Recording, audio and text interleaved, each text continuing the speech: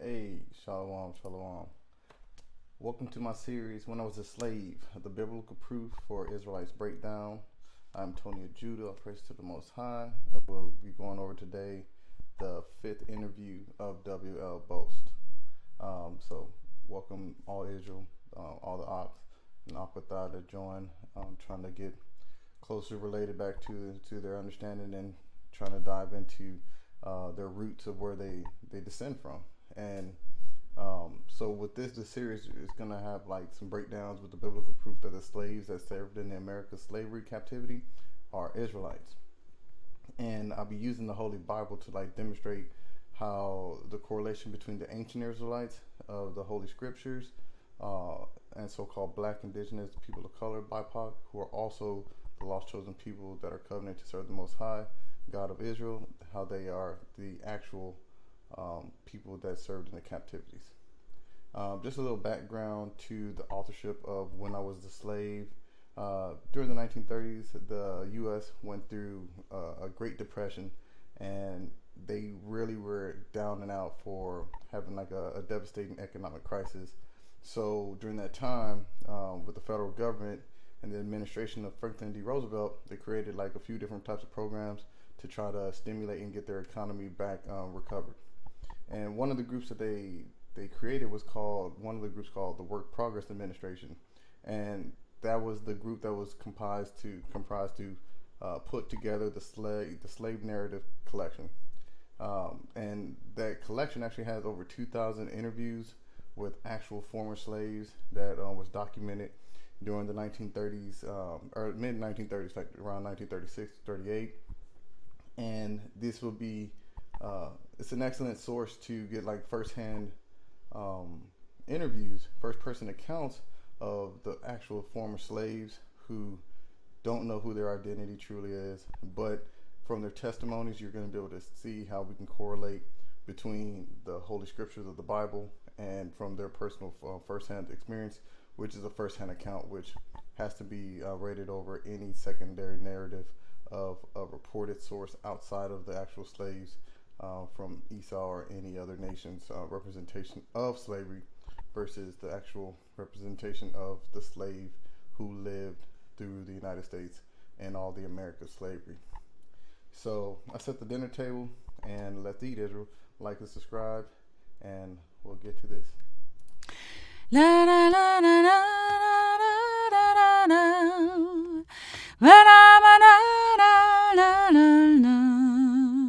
Ba ba da ba ba da da ba ba ba da da da da ba da.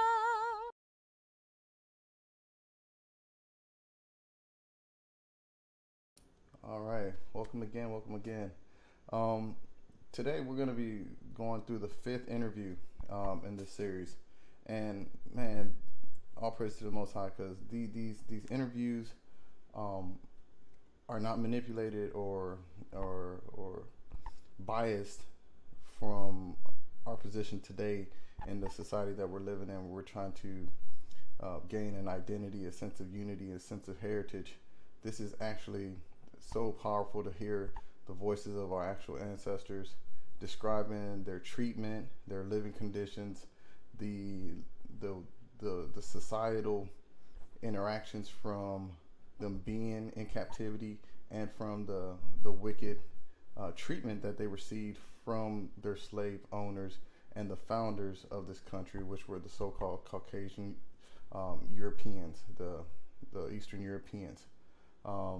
And it definitively shows, without bias, the actual accounts that so many of our people encountered throughout time that has been kind of like looked over, disregarded, and just completely wiped up under the table. So let's get into the actual course of the story. This story is this interview. It's interview. It's a gentleman named W.L. Bost, and he was interviewed in Asheville, North Carolina, by Marjorie Jones at the age of 88. So we'll start off with a couple of predefining understandings so we can know how to correlate and why we correlate the Holy Bible with us being the Israelites. First off, let's start off with a scripture to kind of define the understanding of who the Bible was even written to in the first place. So we go to Deuteronomy 28 and Deuteronomy 1 and verse 1, and it starts, "These be the words which Moses spake unto all Israel on this side of Jordan, in the wilderness, in the plain against the Red Sea, between Paran and Tophel, and Laban and Hazeroth and Disabel." So just starting off, the understanding of who Moses is speaking to and who the Bible is declared for, it's the children of Israel. And this is from the beginning to the end of all the books, from the Old Testament, from the Apocrypha to the New Testament, it's all for the children of Israel. And it does entail the different judgments and prophecies and details of the other nations that were established in the foundations of time being created.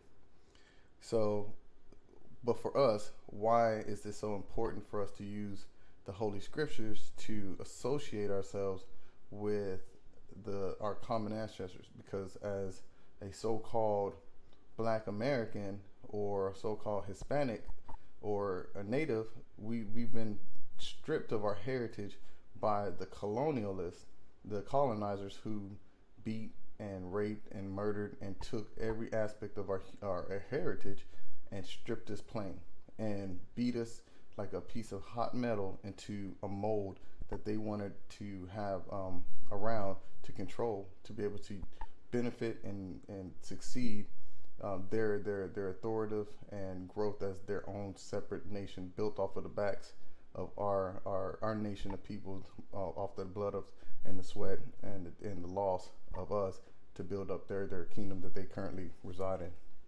And so the Holy Scriptures is very definitive.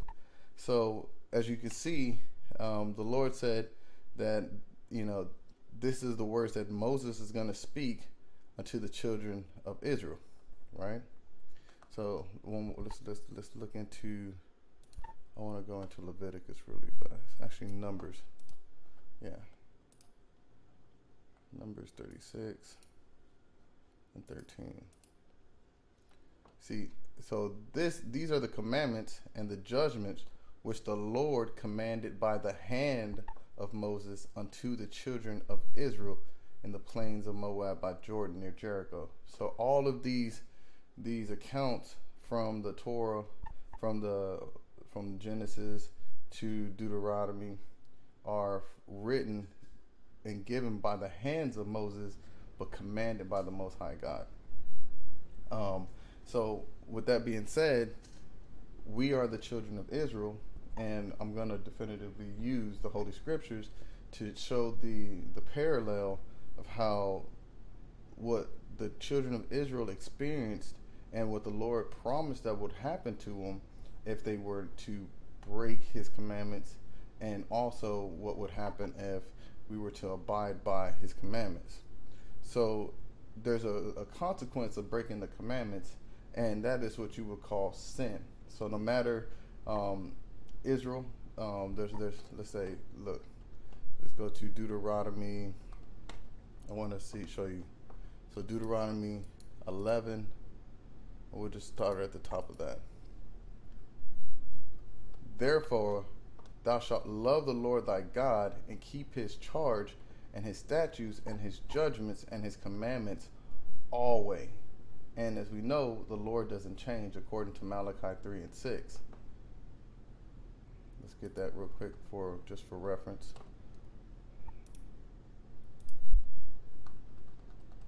Because as we speak, we must speak as the oracles of the Most High.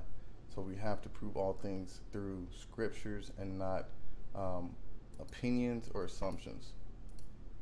So as we go through, jot these precepts down, take notes, go back, rewind, just so you can see what the Lord says. As you see, Malachi 3 and 6, for I am the Lord, I change not, therefore ye sons of Jacob are not consumed. And the children of Jacob are the children of Israel. And let's prove that real quick with going into Genesis 38, I believe.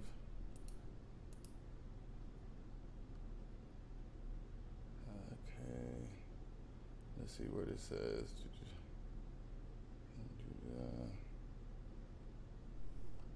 Salaki 130. The passage drew back. Salaki, 1 second. Just so we can see how Jacob, his name was turned into Israel, so you know why we are called Israelites, because we descend from the progenitor Jacob, which had his name changed to Israel. And this is just a little intro, so because everybody may not know. This may be your first pass up of videos to understand. And yeah, here we go. Salaki. We'll go to 35 and 9. Genesis 35 and 9.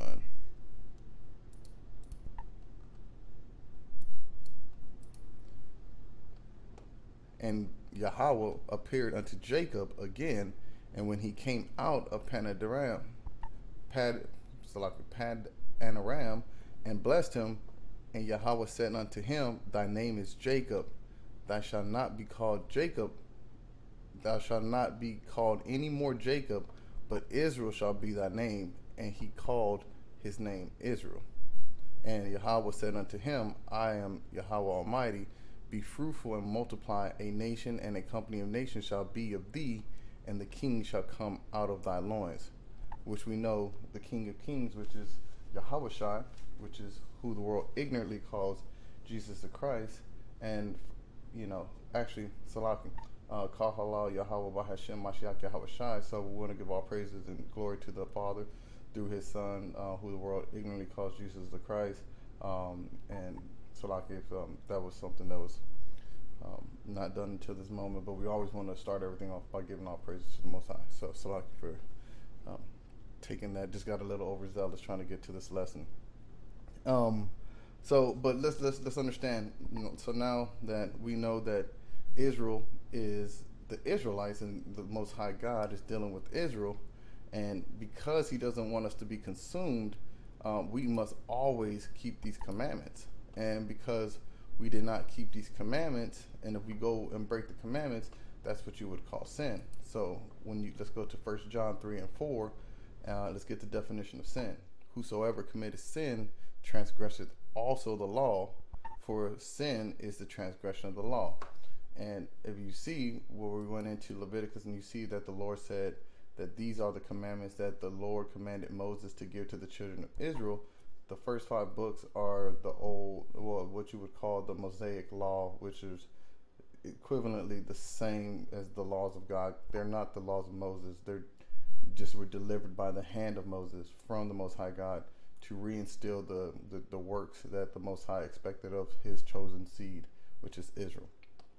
And so because we did not go to do the right thing, Deuteronomy 28 and 9 says, keep therefore the words of this covenant and do them, that ye may prosper in all that ye do. And we really didn't do that. And so when we went off, we broke the commandments of the Most High God. And the Most High God said, if you don't do what I say, then we're going to have a consequence. So when we go into Deuteronomy 28 and 45, it says, this is how, and this is very important, because this is where we get to understand why and how we can say that these scriptures apply directly to us. this is a lot of good information to understand what sin is, who the children of Israel, how they got their name. But now we need to identify who are the Israelites. And we can starting off with 28 and 15, actually. I like to start 45, but it's just going to reiterate it. But we start at 15 because these are at 28 and 1. It'll show you the blessings, that this is the agreement and the contract that we established with the Most High God, with our forefathers Abraham, Isaac, and Jacob. And it says, Deuteronomy 28 and 1, and it shall come to pass, if thou shalt hearken diligently, which means if you listen very closely unto the voice of the Lord thy God, to observe and to do all his commandments which I command thee this day, that the Lord thy God will set thee on high above all the nations. You know, so we'll be blessed in the city. Blessed shalt thou be in the city, and blessed shalt thou be in the field.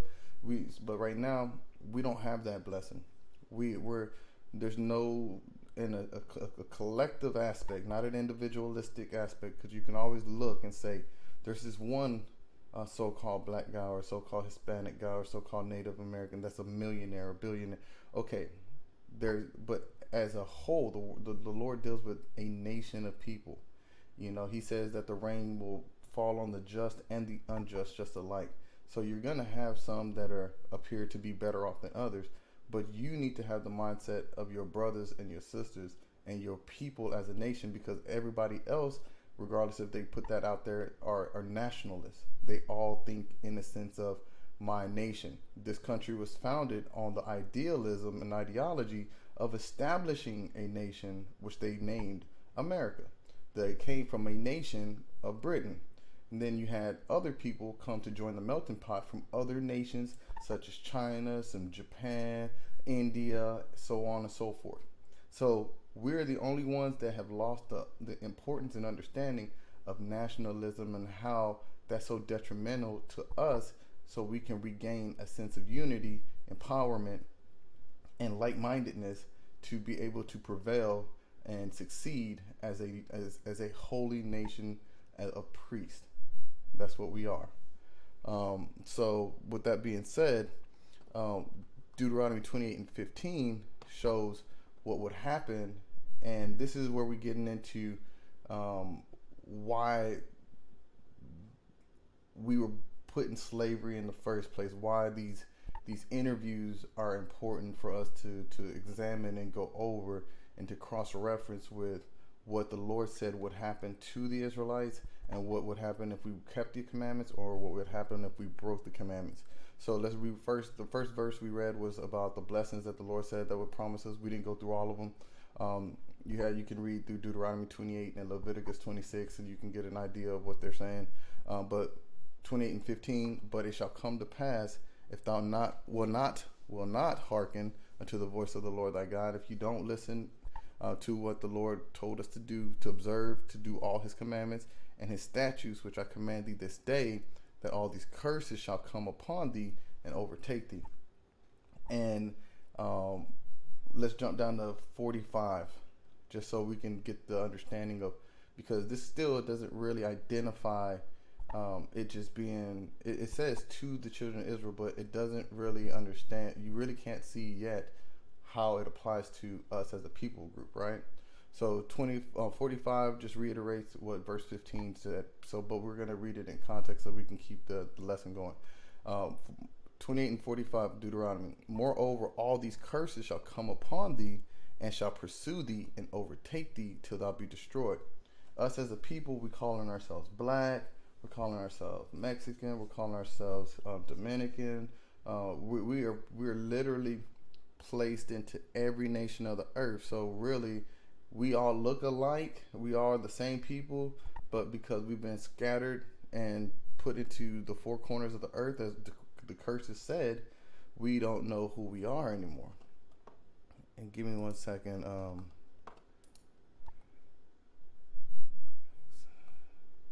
Just so we can have a little bit of reference, because this goes into understanding why the Holy Scriptures in the New Testament doesn't per se call everybody the children of Israel, this and that, because at that point in history, we've been sent and spread so far deep and disassociated, disenfranchised with who we are, that we were no longer calling ourselves our God-given nationality.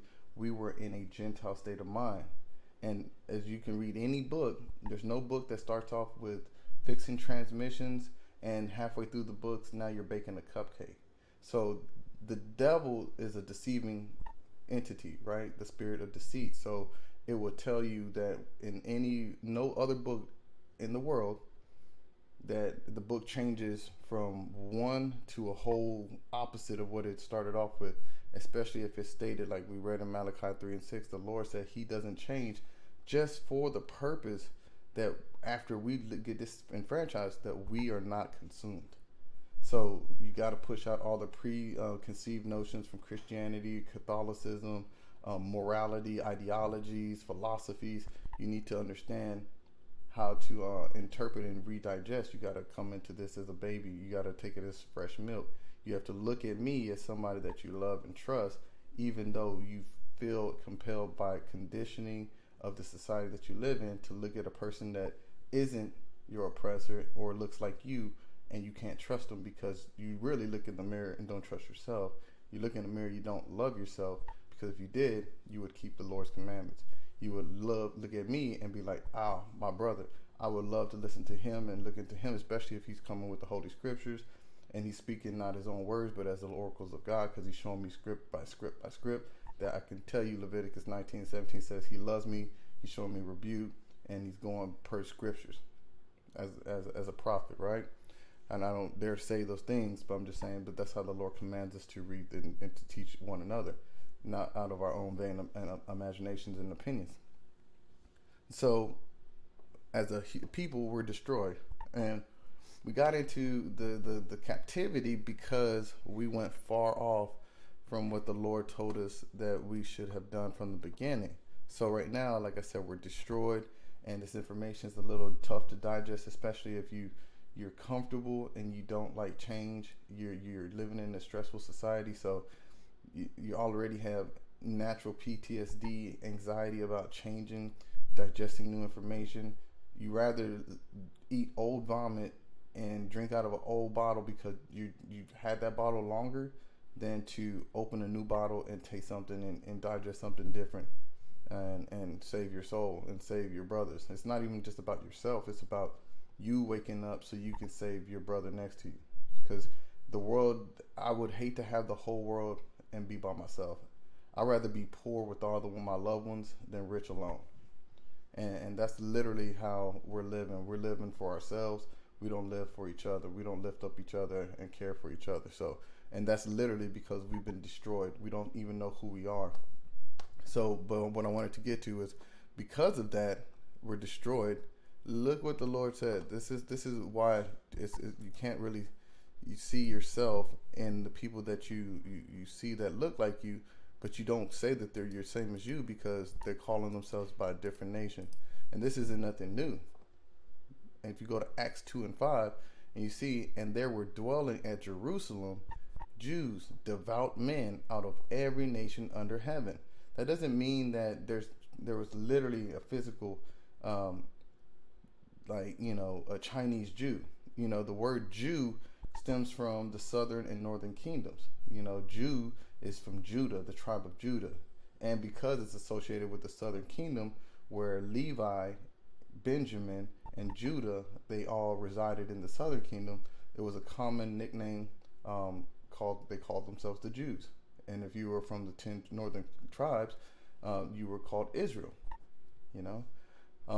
So it shows you that within even the New Testament, that you're going to have Jews that are calling themselves out of every nation. Now, when there was noise abroad, the multitude came together and were confounded, because that every man heard them speak in his own language.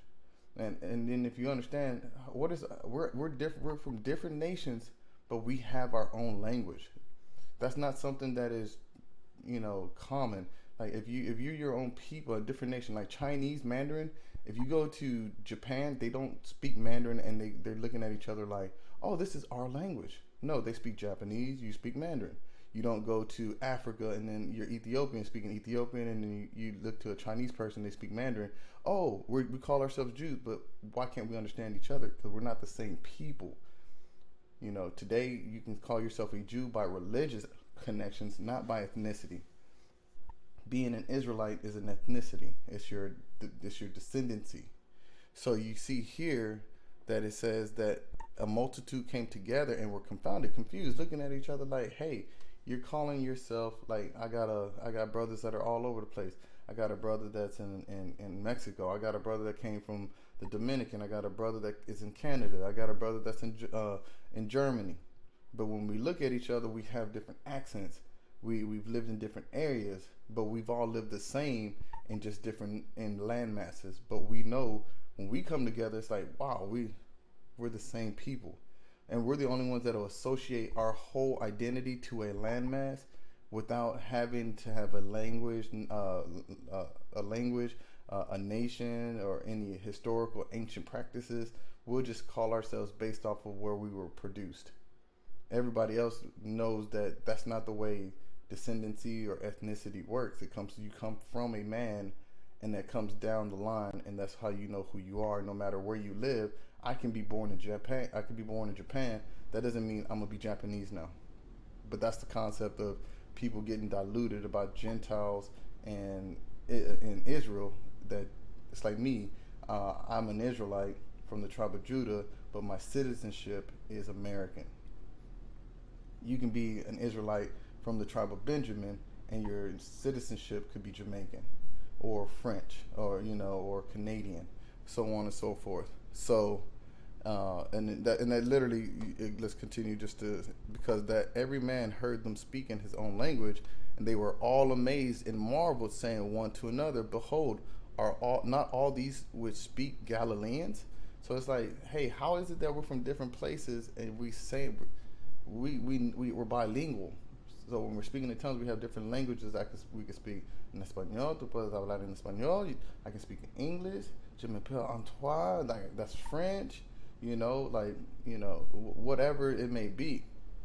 So, and it says how hear we every man in our own tongue wherein we were born.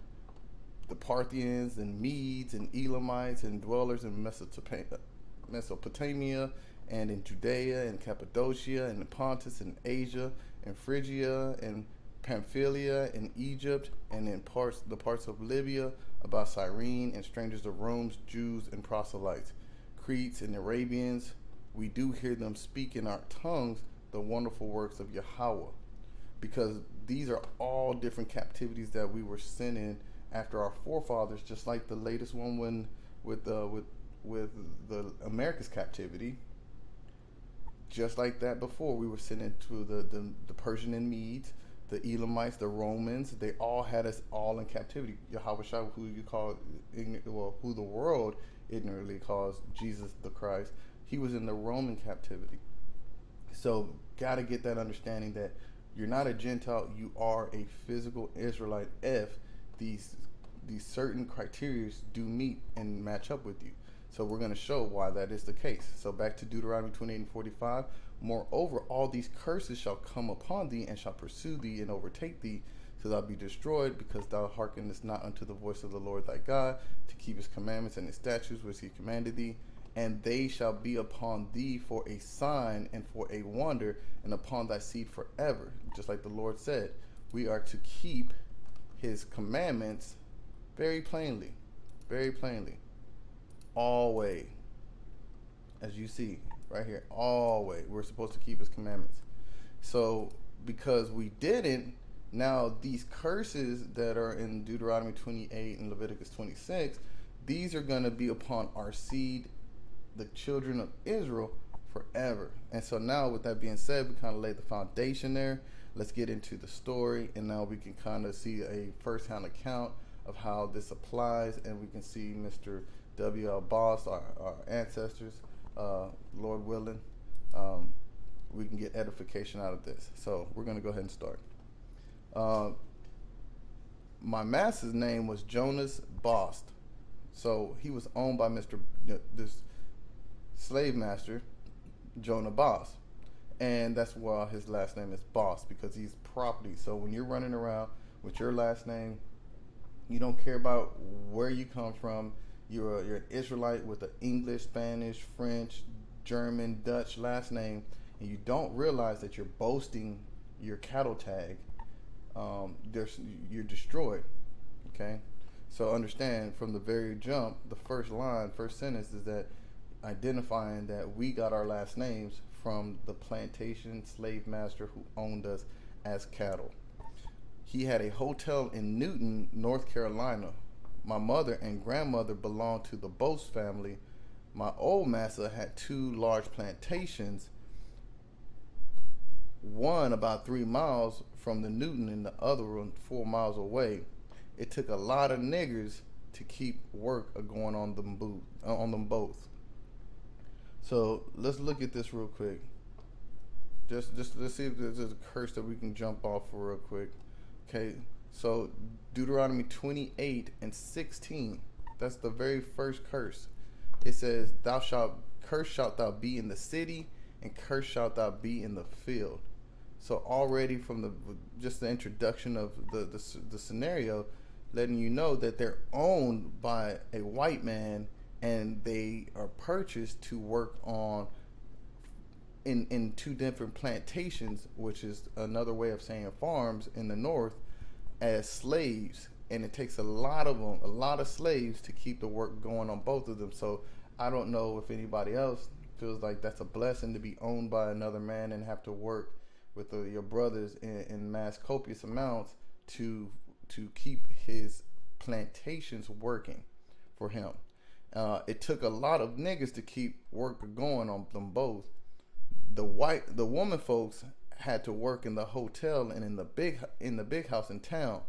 Oh, Mrs., she was a good woman.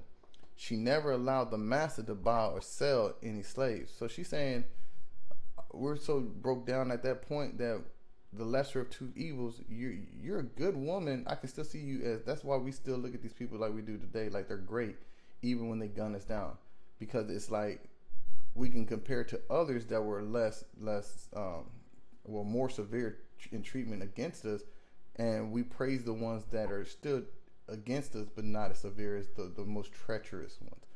So let's see. It says Deuteronomy 28:48. Okay, let's go. It says, let's continue on this. The women folks had to work in the hotel. Oh, Mrs., she was a good woman. She never allowed master to buy and sell any of the slaves. There never was an overseer on the whole plantation.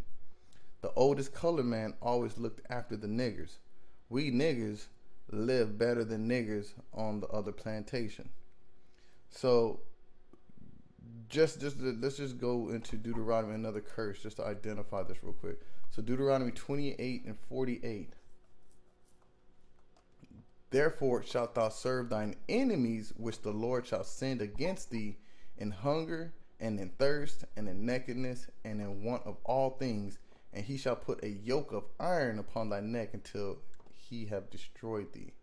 So when you're saying you're owned by Mr. Bost, this dirty slave owner, and you're calling yourself after his name, and you think that they're good people because he can't buy and sell the slaves that they have, that's destroyed mentally, because you got this yoke of iron, and that's what they used to do, is put us in iron, keep us in the field, muzzled us up. Yokes of iron.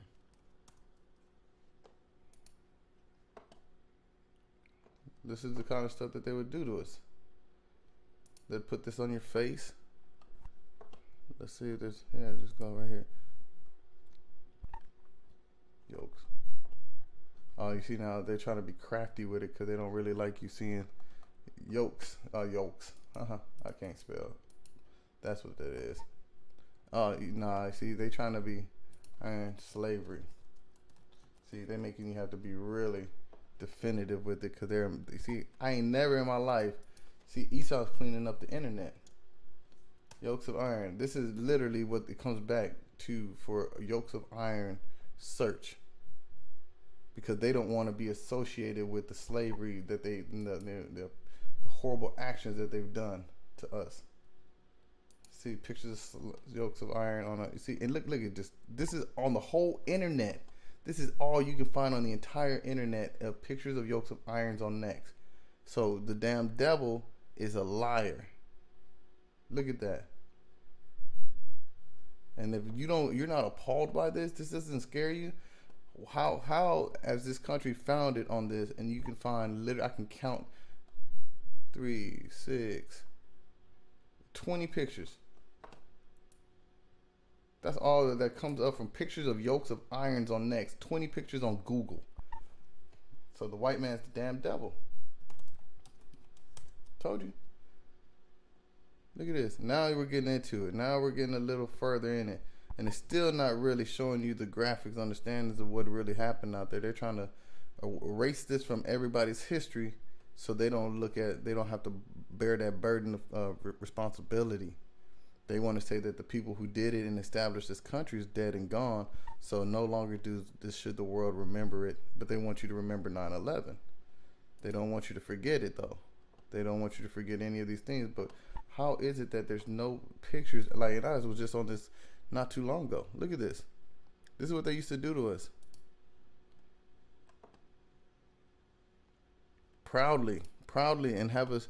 There we go. We're getting. See, okay. So how is it when I type in pictures of yokes of iron that I get 20 pictures, but when I click on an actual picture, look how many different pictures come up? Why are they hiding this information from us now? Why are they making it harder for us to see ourselves in the condition that they truly put us in? Look at this brother. Bells on it. Like he just stripped with no clothes, metal on him. You know, that's like 30 pounds on your neck. If you ever slept wrong, imagine that. And they don't take it off to make you comfortable. Put it right here so you can't eat the berries when you're picking the cotton out there. You know, you can't eat none of the fruit. They don't want you to take one grape off of that tree. Beating us. Look at this. But you can't find this on just a simple Google search. You gotta dig. You gotta finesse Google to see our history. Why is the devil trying to hide our history now? I wonder. But he said that he didn't want to sell his slaves. So let's go into Genesis 39 and 4. And Joseph found grace in his sight, and he served him, and he made him overseer over his house and all that he had put into his hands. And it came to pass from that time that he made him overseer in his house and all that he had, that the Lord blessed the Egyptian's house for Jacob's sake, and the blessings of the Lord was upon all that he had in the house and in the field. So just because they weren't being sold and the Lord found favor, the Lord does bless those who have us in possession. So they were on a plantation where the Lord had found grace in his sight under the Pharaoh. You see what I'm saying? And Joseph was brought down to Egypt, which is another way of saying bondage. And an officer of Pharaoh, captain of the ground, an Egyptian, brought him on the hand of the Ishmaelites, which had brought him down thither. You see? So literally being sold into bondage, Joseph found grace in his sight. The Most High put grace on him because of how his brothers sold him to the Ishmaelites, and they sold him to Pharaoh. So that doesn't mean that these people were gracious and good people. Oh, Mrs. was a good woman. No, the Lord gave our ancestor, Mr. Bost, W.L. Bost, some grace, and he should have gave the Lord the credit, but because he's destroyed, he's giving his oppressor the credit for not being sold and being able to call them master. This is so infuriating. Let's see another curse. Deuteronomy 28:37. And thou shalt become an astonishment and a proverb and a byword among all the nations whither the Lord shall lead thee. So the brother is so destroyed that he doesn't even know. He doesn't say, "Oh, my fellow Israelite," because at that time, just like they want to call you so-called African American, this was your nationality in America, nigger. That's why everybody's quick to call you that anywhere in the world, nigger for sale, because this is what they stripped and rebranded you, and this became your byword. A byword is something other than your God-given nationality.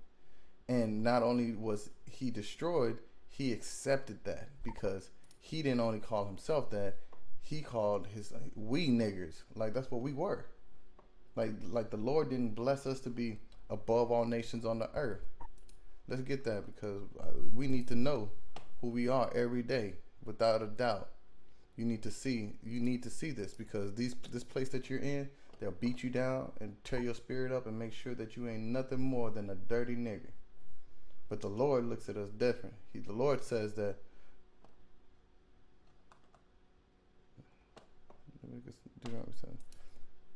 the Lord tells us that we're something different. This is what the Lord thinks about you, Israel. For Deuteronomy 7:6, for thou art an holy people unto the Lord thy God, and the Lord thy God had chosen thee to be a special people unto himself, above all the people that are upon the face of the earth. So you're above all these people calling you nigger, no matter where you go. Every other nation is below you. We're just serving a sentence for our forefathers breaking the commandments of the Lord. And that's 100% true. So let's just continue with the narrative. Okay. I remember when I was a little boy, about 10 years, the speculators come through Newton with droves of slaves. They always stay at our place. The poor critters nearly froze to death. They always come along on the last December so that the niggers would be ready for sale on the first day of January. Many the time I see 4 or 5 of them chained together. They never had enough clothes on to keep a cat warm, so they were wearing just nothing. Look at this. This is wintertime. This is what our brothers and sisters is wearing. This is what they got our people out there in, and they just beating us. Got us picking cotton like this. Let's look at real pictures. Look at this. Guys out there and some nothings in the dead of winter in North Carolina. And I don't know if you ever been in a North Carolina winter. That's all right. We'll go back. Let's see, winter in North Carolina. Let's see what a winter in North Carolina look like. This is what winter in North Carolina look like. It snows, you know what I mean? It gets cold. And this is with electricity. But let's look at where our people were walking through. They were walking through stuff like this to get to the different plantations. They were having to stop by right here to let the horses drink water while, we're in droves. Meaning, like, a drove is when you have a herd. You got a herd of slaves with this on, with yokes around their necks like this, just like this, no covering. And why waste it? They treated their animals better than they did us. Sickening. And then this is the people who were this is sickening. They're sick. You gotta be. This is psychotic. This history. These people who are of this country and this nation of people are psychotic, and they're sickos. They're demented, and then they speak evil about oppression. They speak evil on it. Oh, I wish I had that scripture on me right now.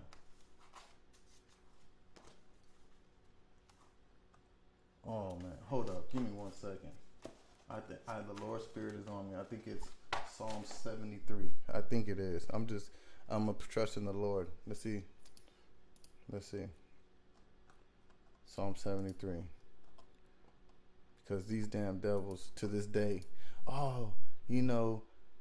pro-choice it's just the same as slavery. You serious? Look at this. 73. Let's see. Yeah, see, look. Psalm 73 and 8. They are corrupt and speak wickedly concerning oppression. They speak loftily. And to this day, they talk like, oh, slavery isn't a big deal. It was years ago, man. But this is my family that went through that. That's my family that was walking around like this through North Carolina winters, where you got bundled up, you got your animals, you over here, you got frozen waterfalls. This is how cold it gets, and you telling me that they didn't have nothing more than something that, how did he say? Plantation took a lot of niggas' work. The oldest color man, Salaki, right here. I see 4 or 5 of them. They never had enough clothes on to keep a cat warm.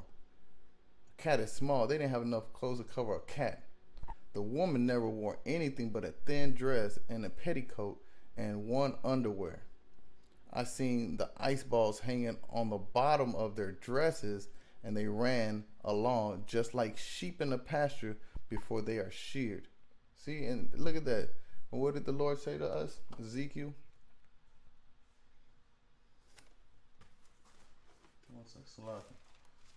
Because look, this is we're using the Bible because we want to show that.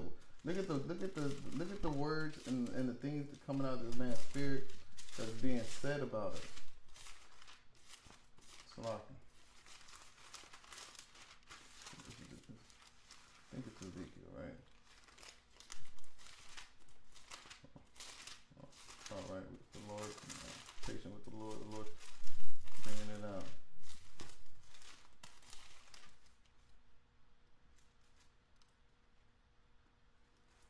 Yeah, I'm gonna go in.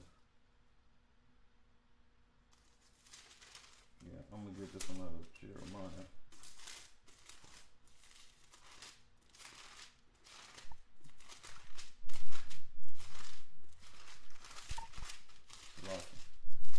This is where you see when the Spirit of the Lord is on you, you're able to put all this the information. The Lord said it's the righteous thing to seek out the things that the Lord has hidden.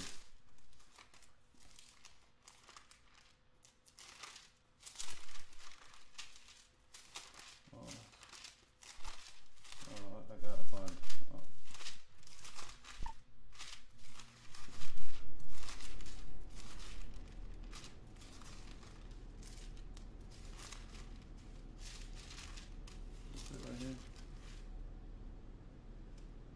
Yeah, there we go. Jeremiah 50 and 17. This is why it's like it's appalling to see, because it's like they're oh man, these damn devils, man. Israel is a scattered sheep. The lions have driven him away. First the king of Assyria hath devoured him, and last the Nebuchadnezzar king of Babylon hath broken his bones. So the Lord likens us to like a sheep as well, as you can see. So he says, like, just like us, like a sheep in the pasture before they are sheared. They never wore any shoes, just run along on the ground, all spewed up with ice.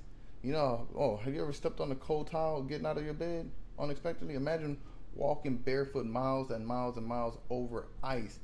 You know, your feet sticking to the ice, your toes go numb, frostbite. You see how cold this pictures? Do you see what's going on out here?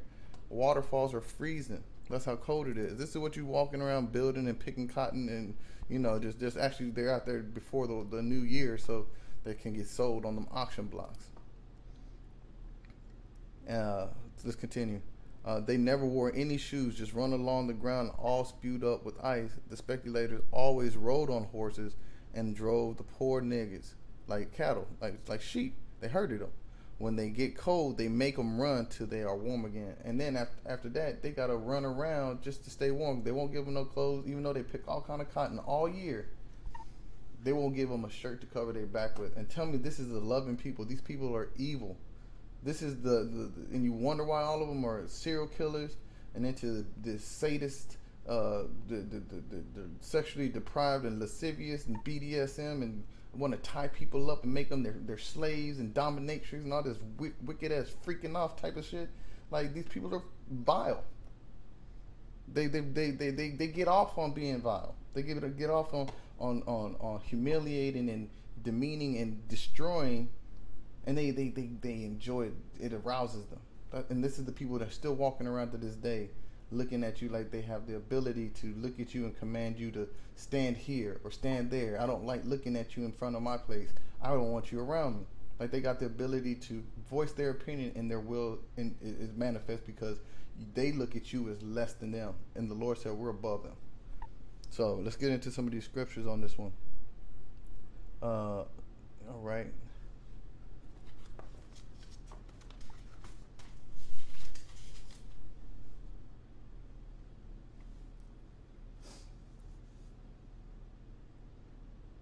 Yeah, we'll get on Deuteronomy 28 and 50. Like we always got to hit these curses so we can keep us, because the curses, like the Lord said, shall be upon thee for a sign and a wonder, and upon thy seed forever. So that's gonna let the people of Israel know that you're Israel once you forget that you are Israel. And let's one more thing while we're here in Jeremiah, just so you can see where the Lord how you can see that we did lose our identity and understanding. Jeremiah 17 and 4.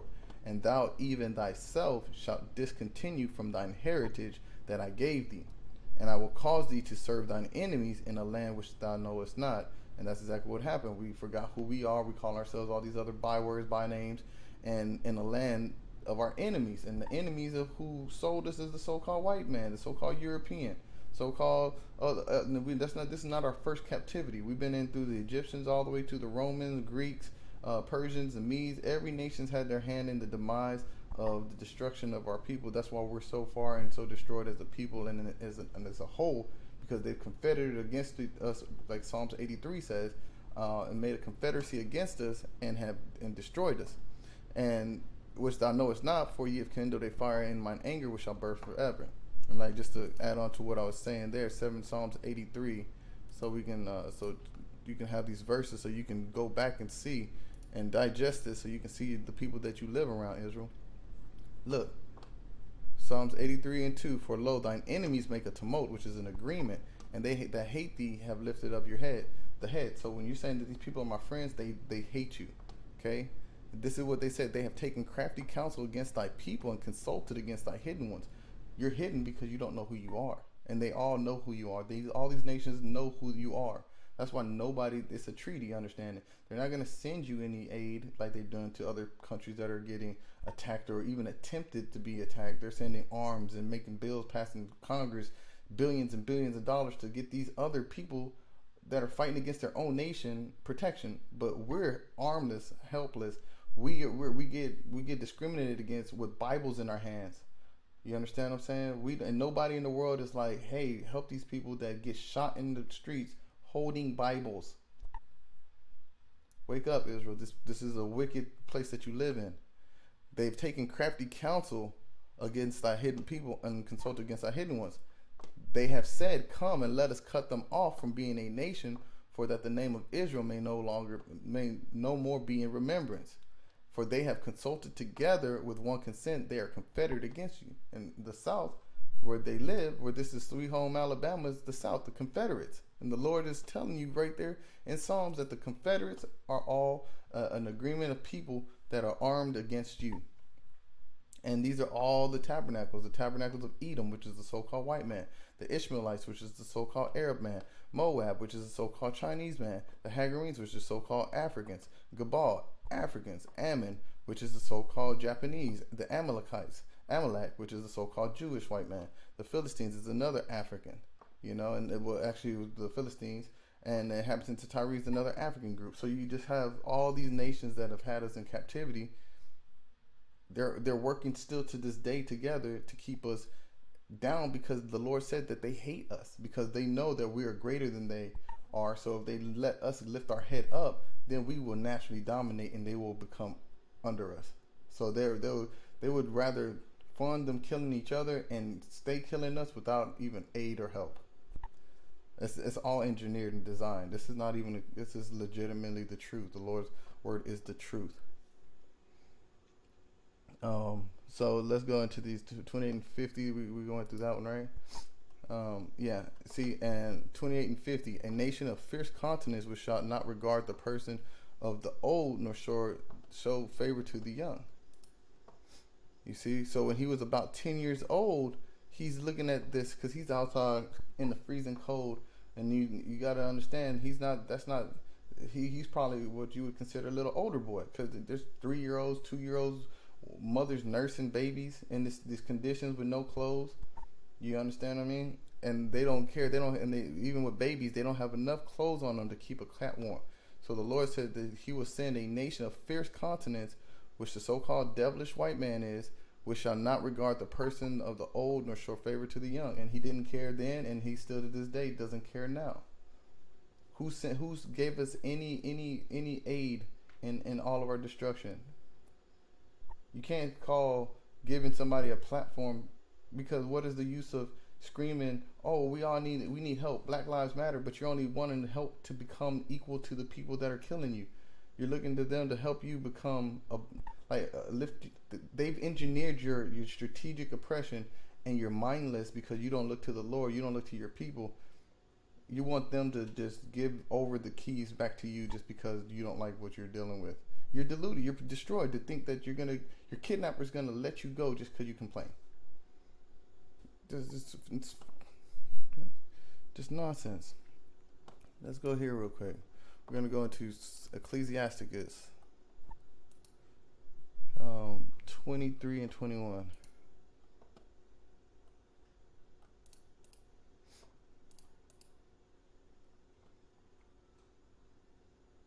This is what I want.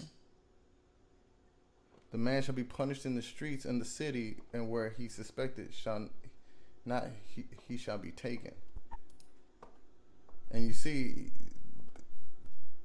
this is, I would consider, punishment, because these slaves, they're getting taken in droves and punished, and they don't even know where they're getting taken, and they just have to, no matter what, survive. They gotta bundle up together and shimmy together like herd of sheep just to stay warm. You understand what I'm saying? And so, and you don't even know where you're being taken to. You know, and this is literally the Lord, because we broke these commandments. He said the man shall be punished in the streets of the city, and that's literally, you getting punished right then and there, and you don't even know where you're going. It's just living out this harsh punishment, these conditions. Job 24 and 7.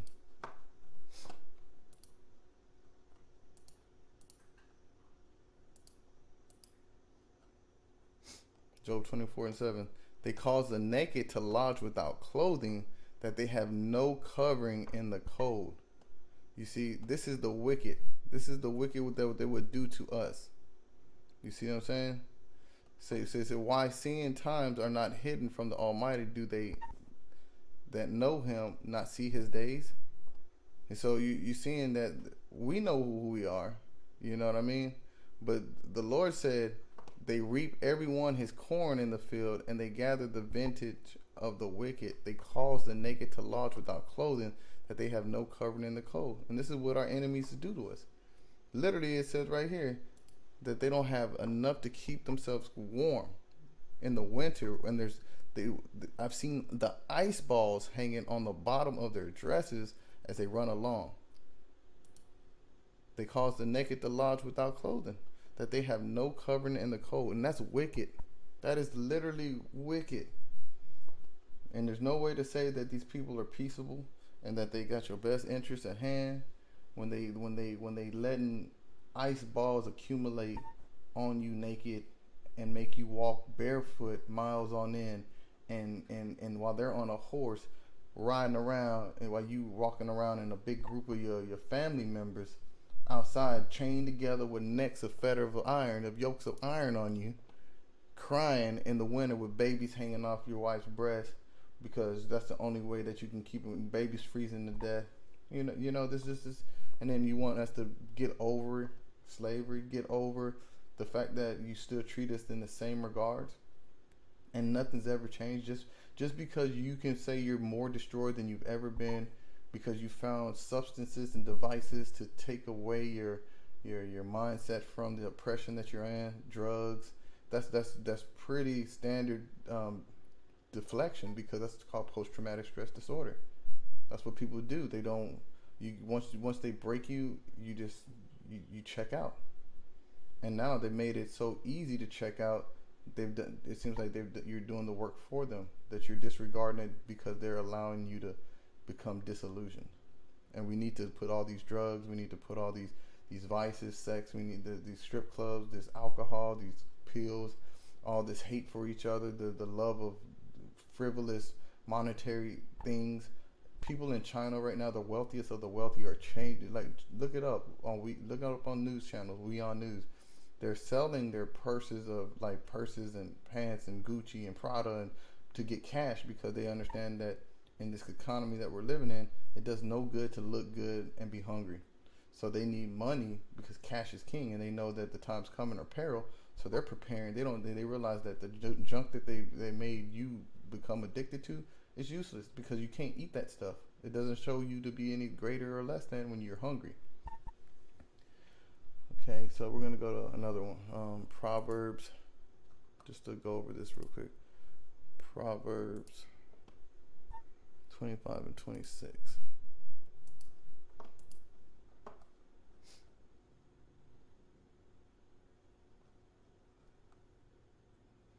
A righteous man falling down before the wicked is as troubled as a fountain and a corrupt spring.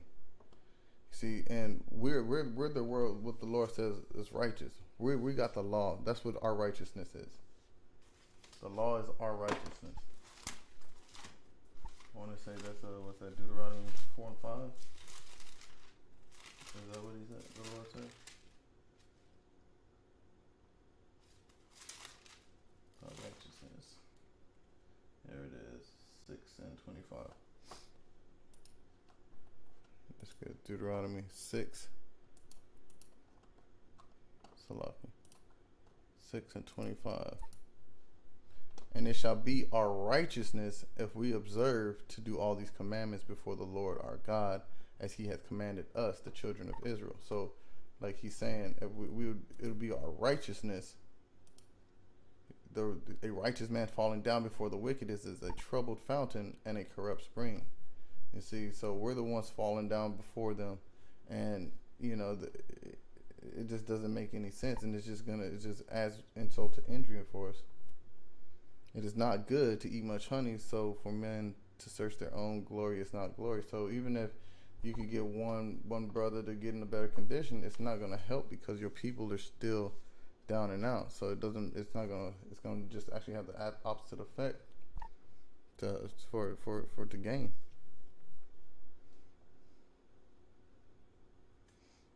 So right, 10 and 7. Did I get that one real quick?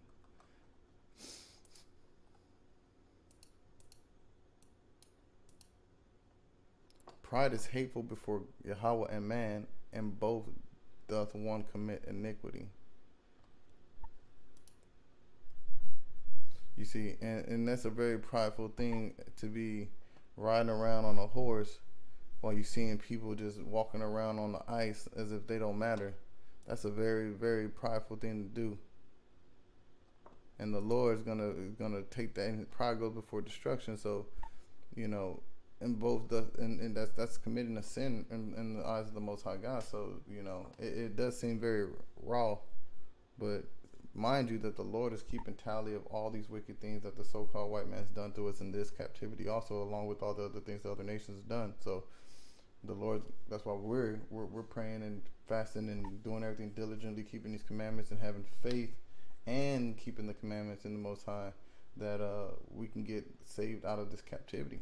And that's why it's not really we're not so worried about trying to take on them as an objective. We need to take on learning how to become Israel again and serve the Most High God like we're supposed to. Keep these commandments and have faith that His Son rose and died for us to get this opportunity to get back to keeping these laws with grace. But let's continue on. Their speculators stayed in the hotel and put their niggers in the quarters just like droves of hogs, like saddled us up. All through the night, I could hear them mourning and praying. Just sad, just going. See, even in captivity, we praying. Our forefathers knew that the spirit of the Most High God dwells within Israel. So throughout all this, our strength to make it through was to be praying, and we're mourning because we understand that the Lord is doing this. And I didn't know the Lord would let people live who were so cruel. So he didn't think that the Lord would let these damn Edomites live. The gates were always locked, and there was a guard on the outside to shoot anyone who tried to run away. Them slaves looked just like droves of turkey running along in the front of them horses. Okay, so we're going to go into Deuteronomy 28 and 67. I like to, we got to hit these curses so we can keep associating and understanding how this is us. In the morning thou shalt say, would God it were even. And in the evening thou shalt say, would God it was morning. So you praying, you just like, man, I just wish this was over. Like, no matter what, I wish it was daytime. I'm tired. Like, I wish it was nighttime. I wish this day was over. And I wish I could wake up just so I can get out of this place. For the fear of thine heart wherewith thou shalt fear, and for the sight of thine eyes which thou shalt see. So for everything you're going through, you're going to be mourning. You're not literally, this means like day rising, but what it's saying is that you're not going to have no mental rest. You're going to be in a state of like just torture. Like no matter what, day or night, you going through it. You see? And First Maccabees, let's go to First Maccabees 3 and 36.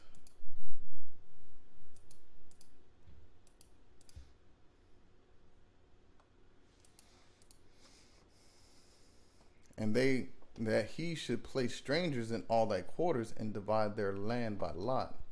So the heathen was gonna get you and put you and divide you up into different stalls like hogs. Like, a lot is a piece. So he got you and drove you and put your where you gonna sleep for that night outside like the hogs and divvied you up. See, this is how you know that the Lord is dealing with Israel and how he uses these other nations, because their character and the way that they operate is documented by the Lord.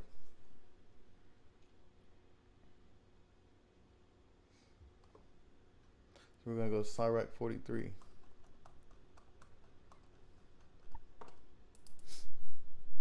Which is Ecclesiasticus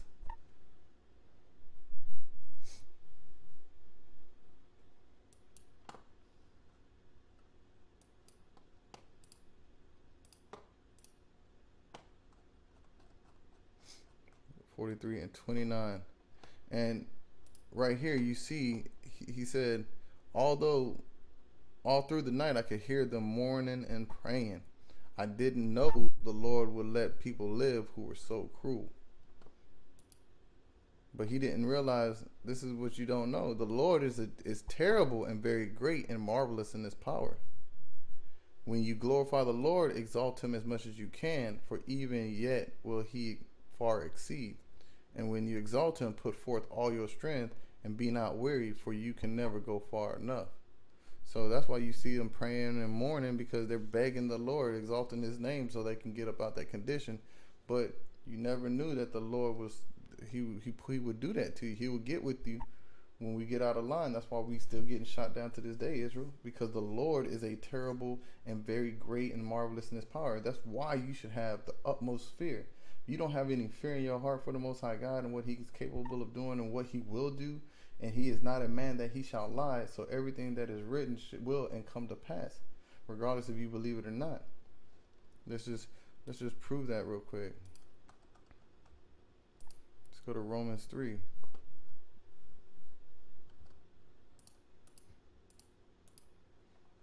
So just so you know, for what if some did not believe? Shall their unbelief make the faith of Yahweh without effect?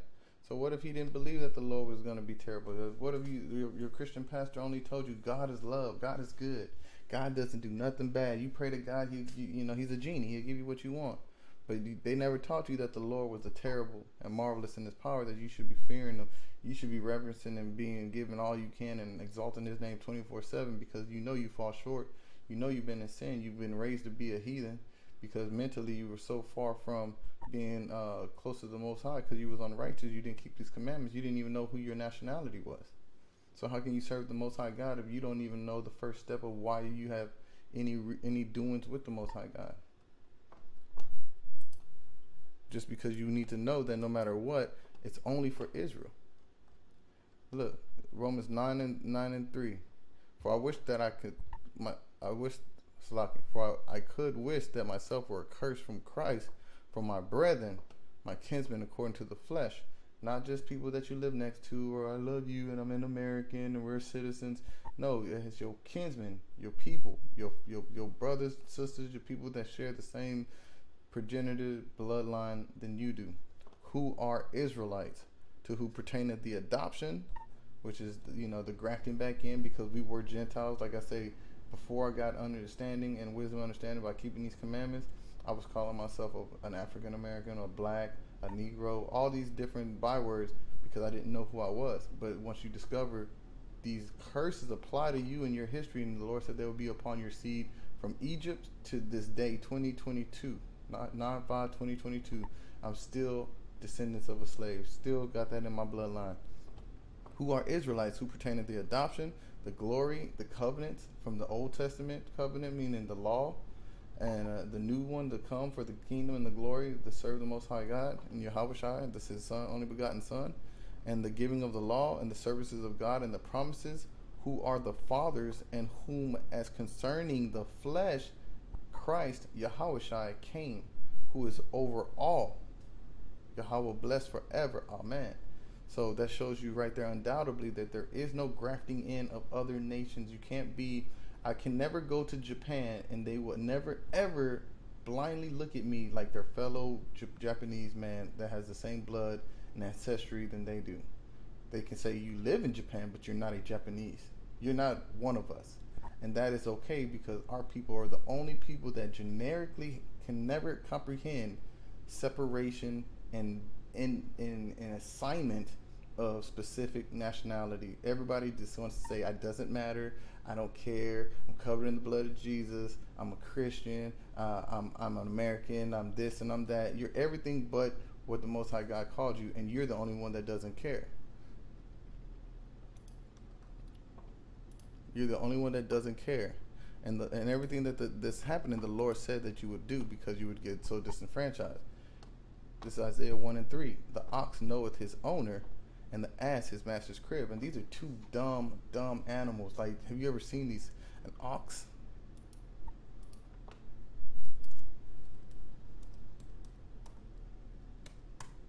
Look at this. This is what an ox is. The Lord said He compares us in the state of mind that we're living in to an ox. Because look, they have to be directed. But look, they know. What did He say about an ox? He said, and they know it's his owner. So at least an ox know who he belonged to. And an ass, his master's crib. An ass, I'm not going to type it. I'm going to type the right thing, because I'm not going to, the Lord willing, I don't want that filth on my screen. So this is what you would call an ass. A donkey knows his master's crib, knows how to get home if he gets lost. But Israel doth not know, my people do not even consider. So you're going to say, like, it's not even important for me to know. The Lord said, because He said, sinful nation, a people laden with iniquity, meaning that you commit sin, you break the law of God, and you laden in it. That means you continuously do it, and you don't regard it, and iniquity, sin. A seed of evildoers, children that are corrupters, and everything you do, you go against the Most High God. You want to defile your temple. You want to kill your brother. You want to hate yourself. You want to disregard your nationality. You don't want to acknowledge the you see what I mean? You're into idolatry. You're covetous. You want things everything that other than what the Lord gave you as your blessing. They have forsaken the Lord. They have provoked the Holy One of Israel, not of the whole world. The Most High God isn't the God of everybody. He's the Most High God of Israel, the Savior of Israel, the Holy One of Israel. Unto anger, they are gone away backwards. So that means, and we just we don't even we hear the truth, and we take steps backwards, like we don't even want nothing to do with it. We happy doing this evil. We love being filthy in our flesh and against our brothers. We love our oppressors. We love these things. Okay. Yeah.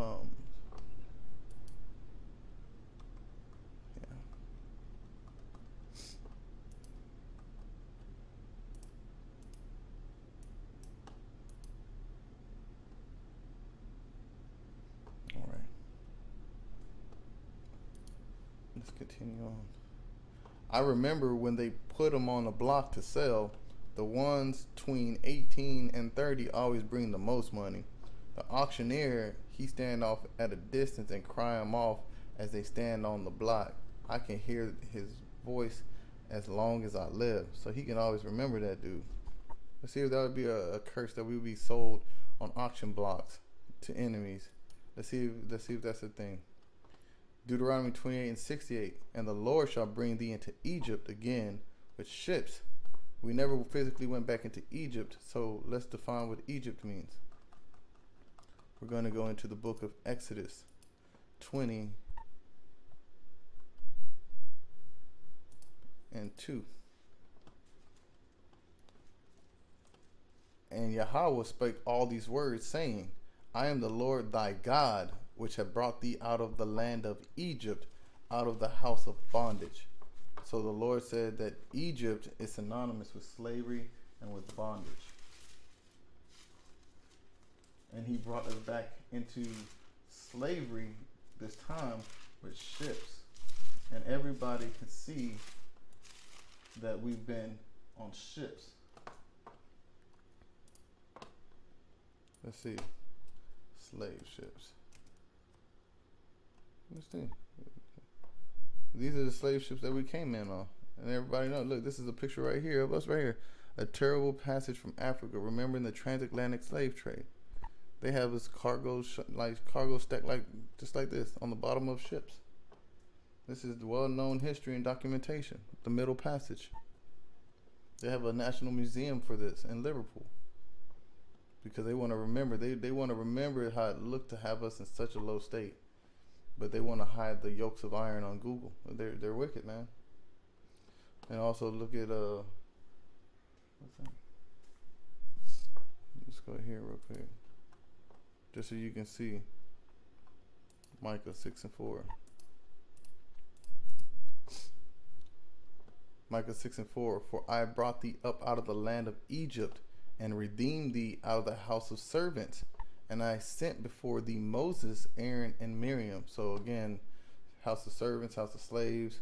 It's synonymous with servitude.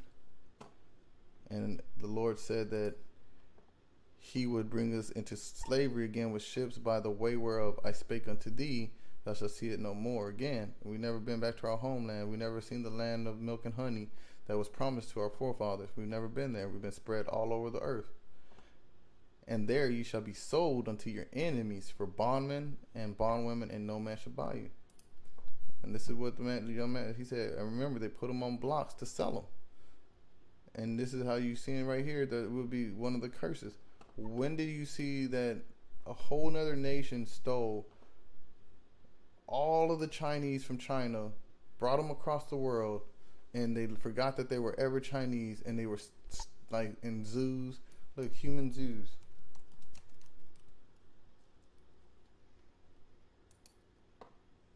Look at this. Look at these dirty, disgusting. They got them outside. A poor little Israelite baby right there. Feeding her a cookie. Let's look. Human Zoo, Bronx. Look, this is what they used to do to us. History of the Human Zoo. The Filipino baby. So when I know a lot of people don't like that, but man, they share the same history as us. You know, and we were scared to crawl across the 4 points of the earth. The same eagle came and brought them. My brothers was dropped off in that's transatlantic slave trade.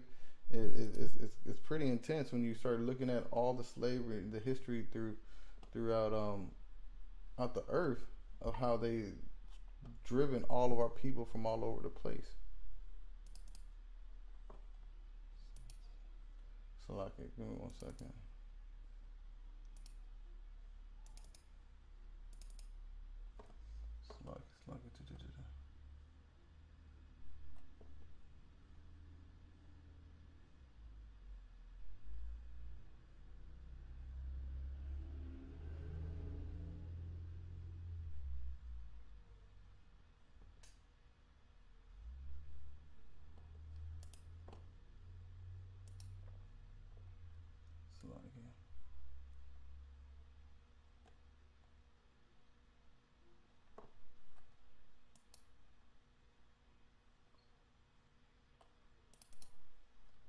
Look at this. This is literally the Philippines from the slave trade. So from here, this is the slave routes that they took.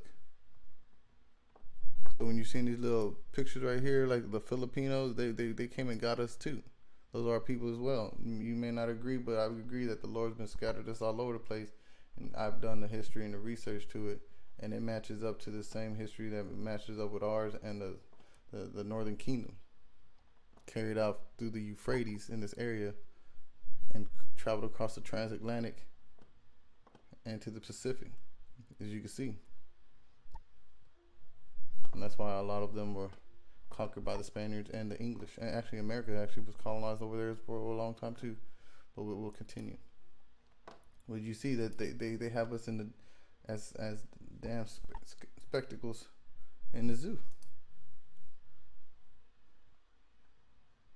You see, and it's hard to find these pictures, but they man, this damn devil, this is what they did to us. History of the human zoo, like, it's no joke. No joke. And look at the dirty white man right there, just feeling proud of himself. Just proud of himself. Look at that. Got us out there.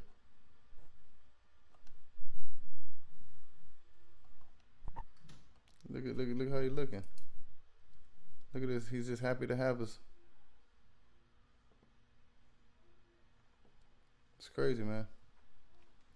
And these are the same people that you look at to this day. You want to be just buddied up, laying with, man. Nah, like I learned my lesson. I'll never do that again. Never trust on the enemy. Never.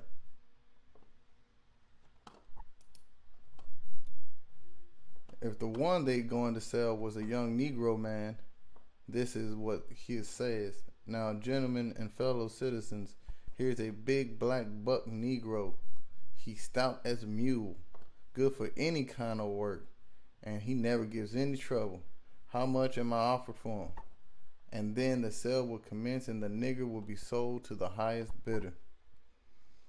I'm going to go to the book of Joel 3.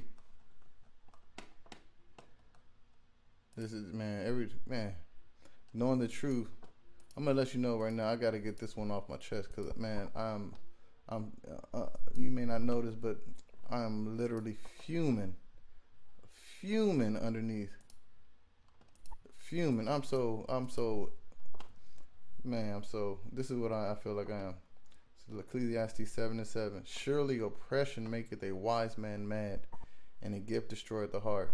I know I'm so oppressed. My people, I see all my people oppressed, and the scriptures are giving me insight and being able to see who I am and see who the world is, and it's making me wiser every day I open the scriptures.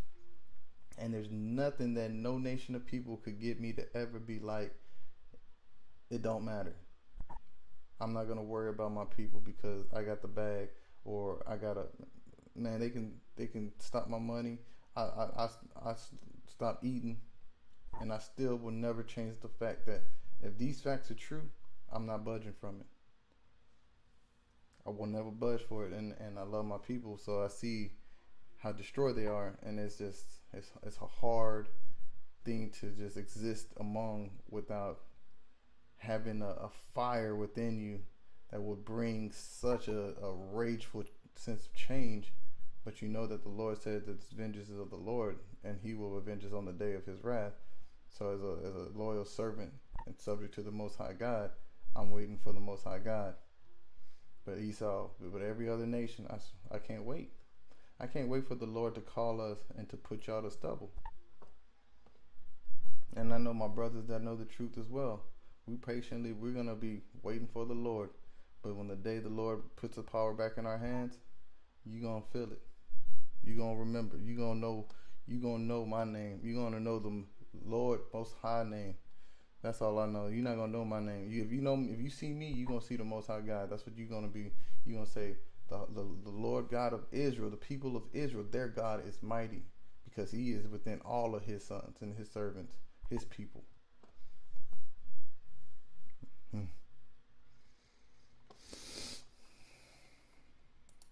I just can't. I just don't. It's just. I don't know. I don't know how people just happy right now. Just okay, listening to this music, smoking this and that, jumping. I know. It's just don't make no sense, man. Look, Joel 3:3, and they have cast lots for my people, and have given a boy for an harlot, and sold a girl for wine that they may drink. And a big old black buck. You know, that's a saying. You see how he said it. He said other than they said here's a big black buck Negro. Look at this. Buck break-in. We'll just get the definition of what it means. Well, you'll see the image. See the dirty old white man right there just doing some horrible things to. This is it right here. And they got this on Twitter. Anyone got a master on the left? But this is what it is. The dirty old white man will get you in front of your wife and kid and rape you to establish dominance, to take your, to demean you, to break you, to flag you down, beat you down, get your woman to help you beat them down, and look at and they seek pleasure out of it, and then they will do things to you in front of your wife. And that's why the woman right now feels empowered over the man, because they would assist in certain circumstances of helping the slave master, because they would get the better treatment. And with that, they could kind of ensure that the children that they would bear would have a better chance, because they felt like if the master was good with them, then they could protect the kids. Because obviously your husband, spread eagle, getting butt break, he can't do it. That's why today it's a hard time to get a submissive woman to respect the black man, the Hispanic man, the Israelite men, because they try to kill the image of us being able to be protectors and dominant and succeed with our women and our families, because this is the treacherous things that the so-called Israelite man has been through and has to still, to a certain extent to this day, get broken down in front of his women and his children is inadequate, because look how they portray us in society. The only thing they want to do is emasculate us. They want us to be if any of us are inside of a media sense, they're going to be effeminate. Look what they did to this. This was a strong brother in the movie Pulp Fiction. Remember that scene? We're not going to get into it, but that's literally what they did to us in front of our women. And after that, how do you eat dinner with your woman and your children, and they know that happened to you, and you didn't have no power to save yourself, let alone save them? How does that make you feel?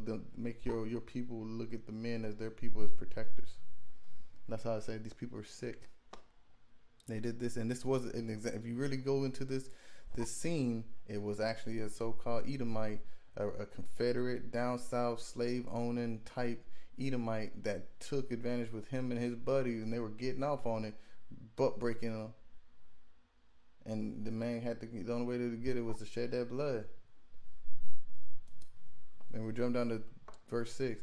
The children also of Judah and the children of Jerusalem, the northern and southern kingdom, have ye sold unto the Grecians, the so-called dirty white man, that ye might remove them far from their border. And now they've shipped us all the way across the earth. You see what I'm saying? We went through that picture. If they put up a young nigger woman, the auctioneer cry out, here's a young nigger wench. Basically calling the woman the B word, man. Just disrespecting our women off the top. How much am I offered for her?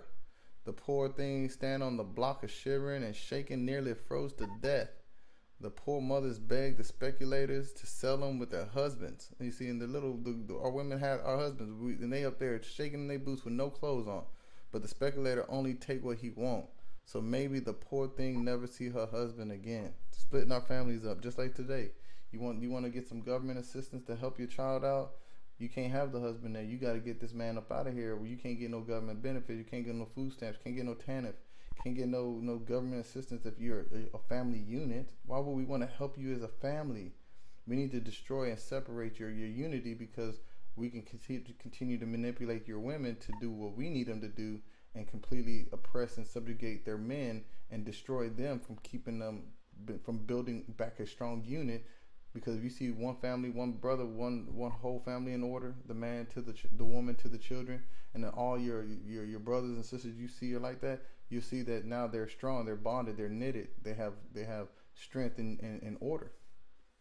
And once we get order, and we'll start separating from them, because we'll see that they're the things that's why the rest of the world separates from the West. They know that the West is cancerous. They know that the West is pushing agendas that are profane and abominable. There's no way that the rest of the world wants to have their people infected with the ideology and mindset that the colonialists have been pushing and enslaving our people without resistance or even pity. They're just deviously trying to invent new ways to pervert ourselves and keep ourselves separated without prejudice. With full prejudice and with full intention for destruction. And they want to do it so they can stay popular, they can stay in power. And the Lord says, I don't know if you know, at 2 Ezra 6:9 says the end of Esau is the beginning of the world for Jacob, and it's over for them. They're finished. So if you can't see the state of the world, that so-called white man's power and rule over the earth has diminished and slipped out of his hands, and the only thing now is left is basically the judgment to befall him and his fall.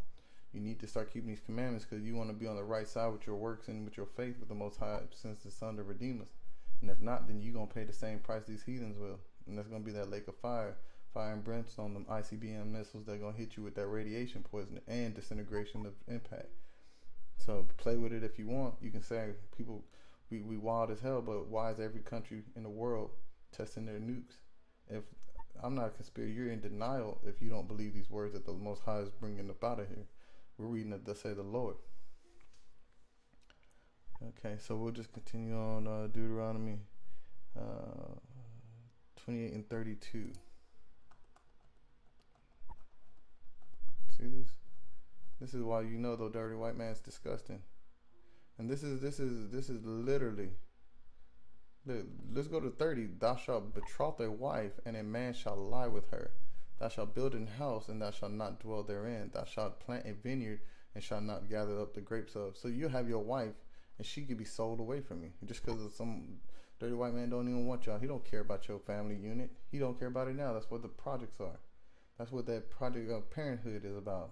Margaret Thatcher, she was a Klansman, and it's called the Projects because they experiment on you to how they can, no matter how much they try to oppress you, we multiply just like in Egypt.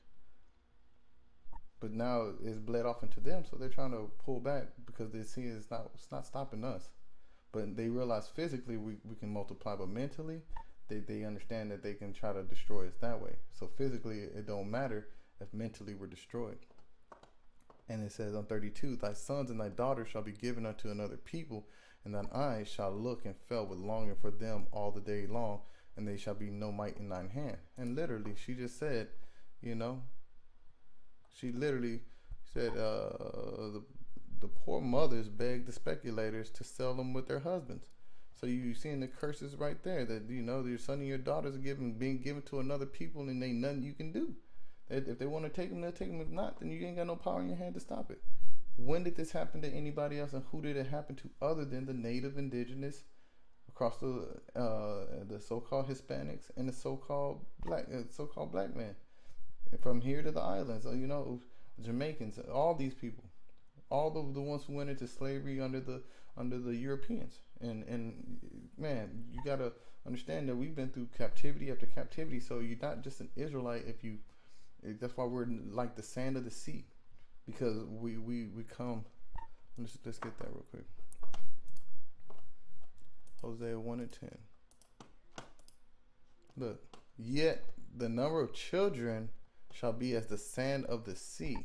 So when I hear brothers on some, well, no, you gotta be this, you gotta be that. First off, the Lord said He'll reap the wheat and the tares when at the time of harvest. So you got brothers that look like, Bob Marley is an Edomite. His daddy's a white man, so-called white man. You know what I'm saying? So you got Blake Griffin. His son is an Israelite. If I'm not mistaken, Blake Griffin's father's a Jamaican, And his mother's white, so he came out this way, but then he married, mixed with the nation. That's why the Lord said, stick with your own nation, because he didn't want to breed confusion. But nevertheless, his son looks just like a little white boy, a little Edomite, but he's Blake Griffin's son. Yeah, let's go here. You see, this is Blake Griffin and his kid. But this little kid right here, blonde hair, blue, that's an Edomite. I mean, that's an Israelite. But look at him, look at his wife. You know, so it's not a skin color thing, it's a bloodline thing. That's why the Lord literally said, yet the number of children of Israel shall be as the sand of the sea. So when I hear you can't be this because you this and that, like, brother, you ain't that high and mighty to tell another person that they not Israel. You know, and you know if you Israel or not because your father, Numbers 1:18.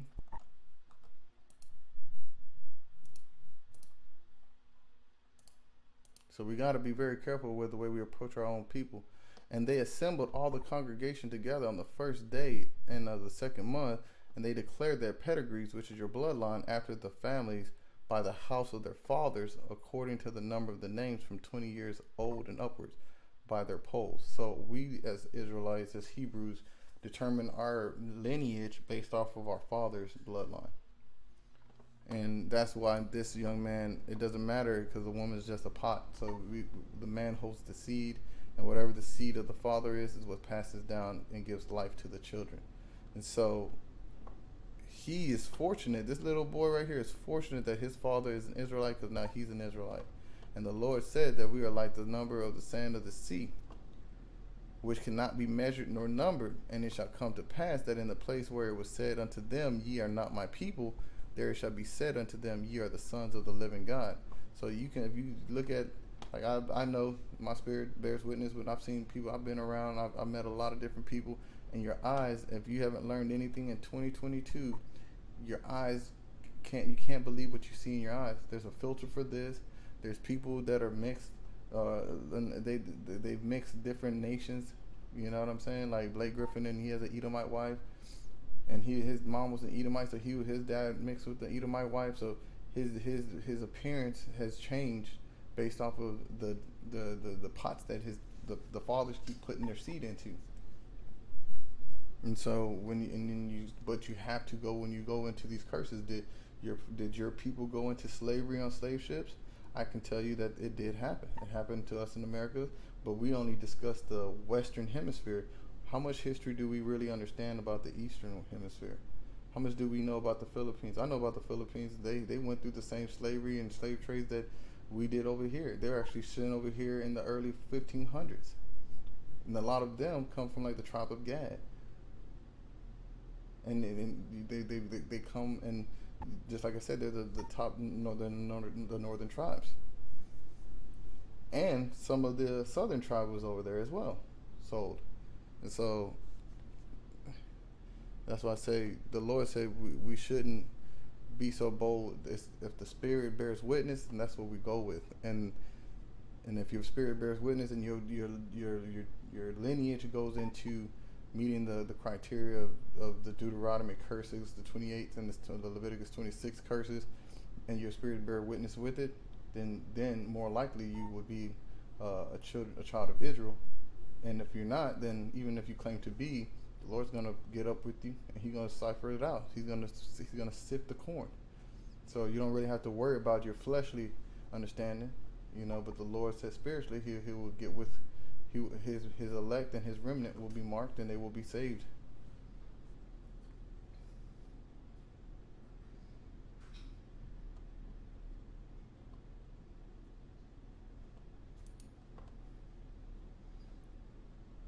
Old Master always see that we get plenty to eat. Of course, it was no fancy rations, just cornbread, milk, fat meat, and lasses. But the Lord knows that was lots more than other poor niggas got. Some of them had such bad masters. Like, what's a good master? Didn't the Lord say that there was none good but one?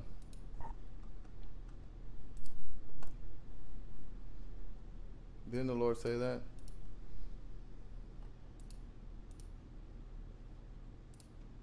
Matthew 19:16. And behold, one came and said unto him, Good master, what good thing shall I do that I might have eternal life? And he said unto him, Why callest thou me good? So there's none good. Why Yahushua, who you call Jesus the Christ, is saying, Why are you calling me good? There is none good but one, and that is Yahweh, the Most High God. But if thou wilt enter into life, keep the commandments.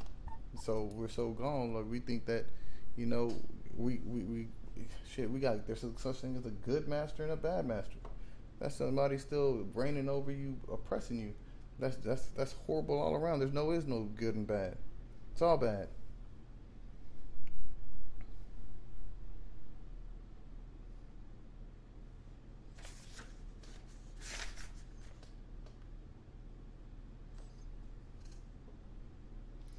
So let's go to Genesis 47.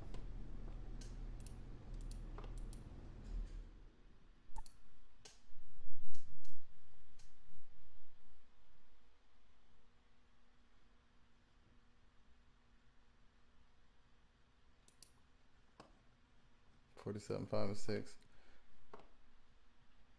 And Pharaoh spake unto Joseph, saying, Thy father and thy brethren are come unto thee. The land of Egypt is before thee. In the best of the land make thy father and brethren to dwell. In the land of Goshen let them dwell. And if thou knowest any man of activity among them, then make them rulers over my cattle. So, you know, the Lord does have the ability while we're in captivity to lift us up and have us in better conditions and not always in the worst of the worst conditions. So, you know, it's not that the master is good, it's the Lord is good. So she was placed in a place where the Lord provided more than others. And that's, you know, that's within the mercy of the Most High God to choose. Us poor niggas never allowed to learn anything. All the reading they ever heard was when they was carried through the big Bible. The masses say that keep the slaves in their places. There was one nigger boy in Newton who was terrible smart. He learned to read and write. He take other colored children out in the fields and teach them about the Bible, but they forget it before the next Sunday. So let's look. Baruch 4:1.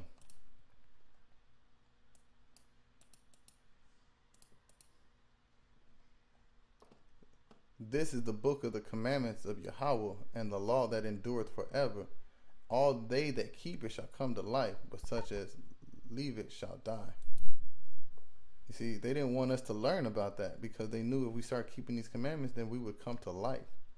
You understand what I'm saying? And look how powerful that is.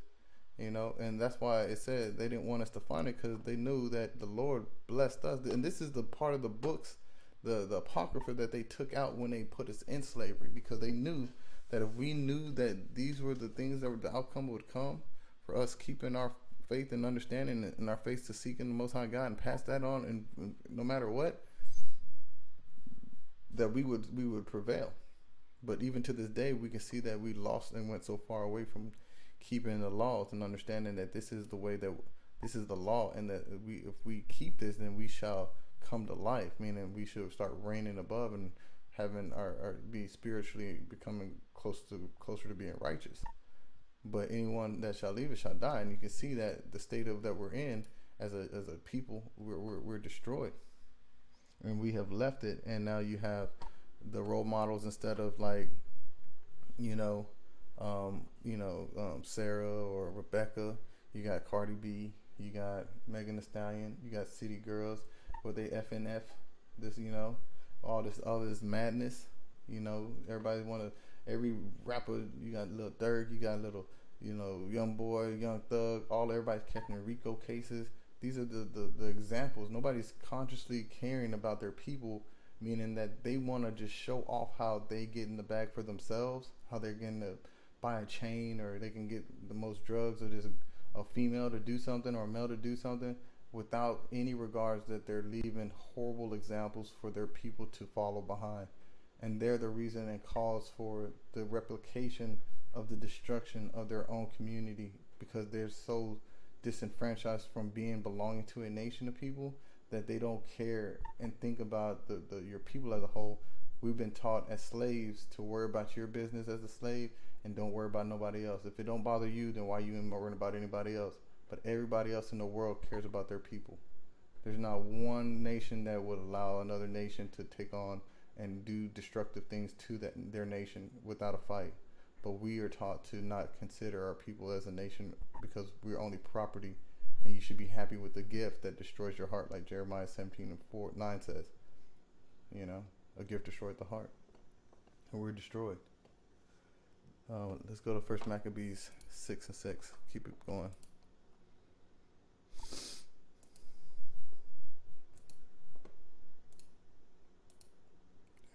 Halfway through.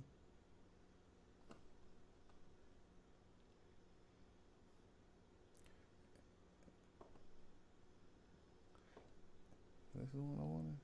1 Maccabees 6:6. All right. And that light, Lysias, who went forth first with a great power, was driven away of the Jews, and they that were made strong by the armor and the powers of the store, the spoils which they had gotten on the armies. No, Salaki, I think this is not the right. We'll just maybe a second. That's not what I wanted. Yeah, there we go. Second Maccabees 6:6. Neither was it lawful for a man to keep Sabbath days or ancient feasts or to profess himself at all to be a Jew. So right here you see that they didn't want us to know that we were the Jews of the Bible. So they didn't. That's in the Apocrypha. They removed this portion when they brought us over here and destroyed us because they didn't want us to. There was a letter that was designed by some dirty, filthy heathen called Willie Lynch, and it was a plan of a blueprint of how to break the mind of our people and to keep them destroyed, to keep producing a destroyed product, which was keep fueling the economy of the so-called white man's utopia, which is America. And it was all strategically broke where the woman would disassociate from the man, disassociate from the modesty of being under a family structure to serve her oppressor, to destroy and for the man to be against his brother, to invoke tribalism. But there was a catch to that, and they knew that if there were any case that we would get our hands on anything that would give us an original or an origin identifier, that we would revert that reinstilled brainwashing and conditioning, and we would naturally drive towards our predetermined and predestined heritage, which is genetically fixed within us. We're just layered with so much other conditioning that we don't recognize our substance. But once we did get the Holy Scriptures and we're able to identify ourselves, now we're able to shed off all of the forced conditioning and ideologies, and now we can see who we are. But that's why they didn't want us in the beginning to ever get associated with the Holy Bibles, because then we would know that we were the Jews, and this was, and the Most High God would be for us and not for them. We would know too much, and knowledge is power. And the Lord said that if you have the knowledge, you keep the law, statutes, and commandments. That's what He said. So we're going to go into Psalms 111 and 10.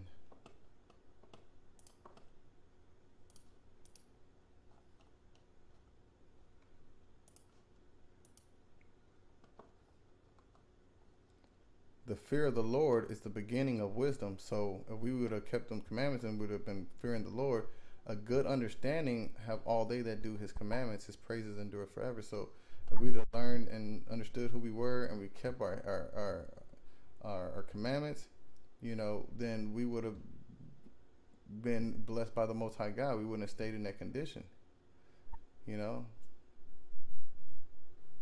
that's literally, that's where we are. They didn't want us to get that understanding, that wisdom of who we were, because once we did that, then we would revert all that hard work of them to destroy us. It would fall off quicker than it took hundreds of years for them to change our mindset and understanding, and it'll only take a slither of time for us to revert and be like, oh, this is who we are. No. I don't care. And there's no more trickery you can do to me. Only thing you can do now is kill me, or try to convince my next generation to restart the application of the process. But once you revert back and understand, they can't fool you anymore. That's why they don't like to associate the apocrypha in mainstream churches, because they want to keep you disassociated from understanding that you at one time you knew who you were, and they don't want you to ever know that they made it a law, just kind of like in the Americas. They beat your heritage out of you. And even then, they said it was illegal to profess himself to be a Jew, an Israelite. What's your name? Toby?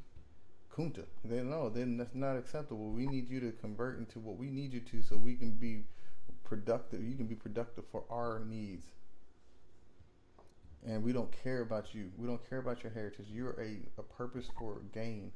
We heard if we have you, then we're gonna get rich. And look at them; they've gotten filthy rich because they've stolen us and kept us in their possession, and they still benefit because the Lord blesses us. So, like you see, Pharaoh gave everything into Joseph's hand, and it blessed Egypt. Same people, nothing new under the sun.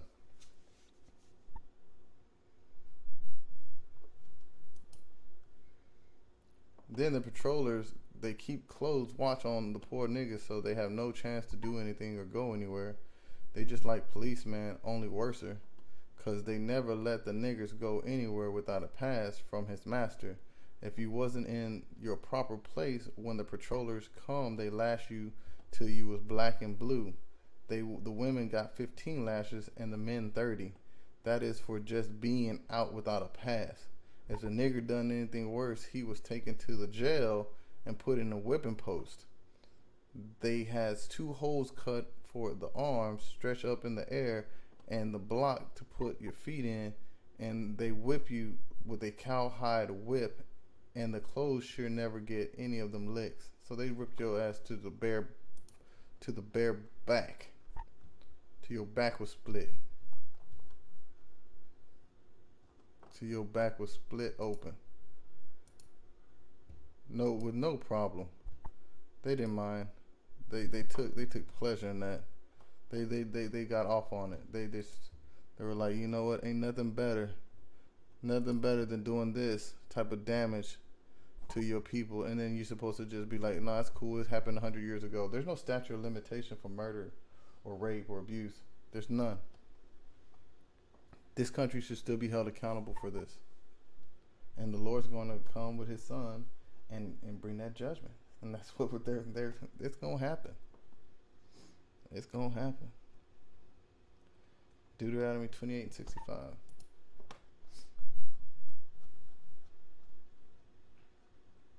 And among these nations shalt thou find no ease, neither shall thy soul thy foot have rest, but the Lord shall give thee there a trembling heart and a failing of eyes and sorrow of mind.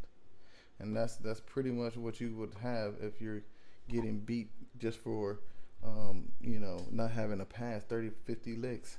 And anything worse, they'll stick you in the blocks and your hands up, and they'll beat you with a cowhide whip. What did he say? With a cowhide whip. It always does good to It always does good to see what it looks like. So this is what it is.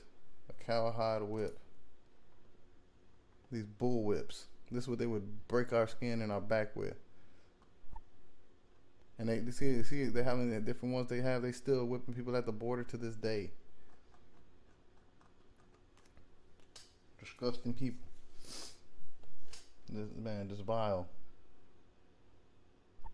Psalms 89:32.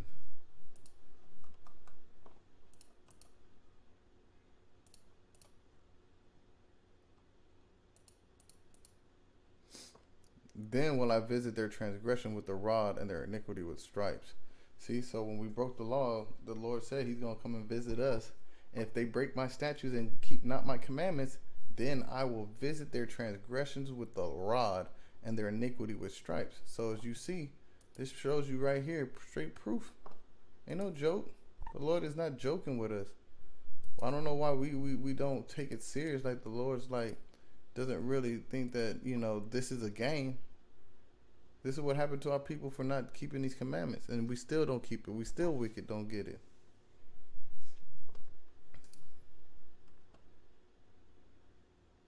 I remember how they killed one nigga whipping him with a bull whip. You kill somebody with this whip.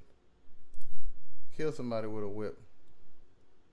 And you still see these damn rednecks running around to this day, these rodeos, and they just happy to be whipping, just showing off their skills, passed on from their generation to generation. They're proud to be rodeo whippers. Many of the poor niggas nearly killed with the bullwhip, but this one died. He was a stubborn Negro and didn't do as much work as Master thought he ought to. He'd been lashed a lot before, so they take him to the whipping post and they whip him. They strip his clothes off, and then man stand off and cut him with the whip. Because when you get hit with that whip, it's like a knife, like you getting sliced with a machete. It's cutting. You seen this brother's back? How do you think this back looked before it healed up? This is what he's talking about. This dude probably took a lot of beatings, like a lot. This is just damn. Oh, this makes me upset. But let's keep going. You know, keep the spirit right. He was a stubborn Negro and didn't do as much work as Master thought he ought to. He'd been lashed a lot before, so they take him to the whipping post, and then they strip his clothes off, and then the man stand off and cut him with the whip. His back was cut all to pieces. The cuts about ½ inch apart, and if a ½ inch, that's the width of your finger. This is how his back was split, that thick, whips that big across, open gash, you know, and they go deep, probably about 1 inch deep. Then after they whip him, they tie him down and put salt on him. These damn, let me show you, damn.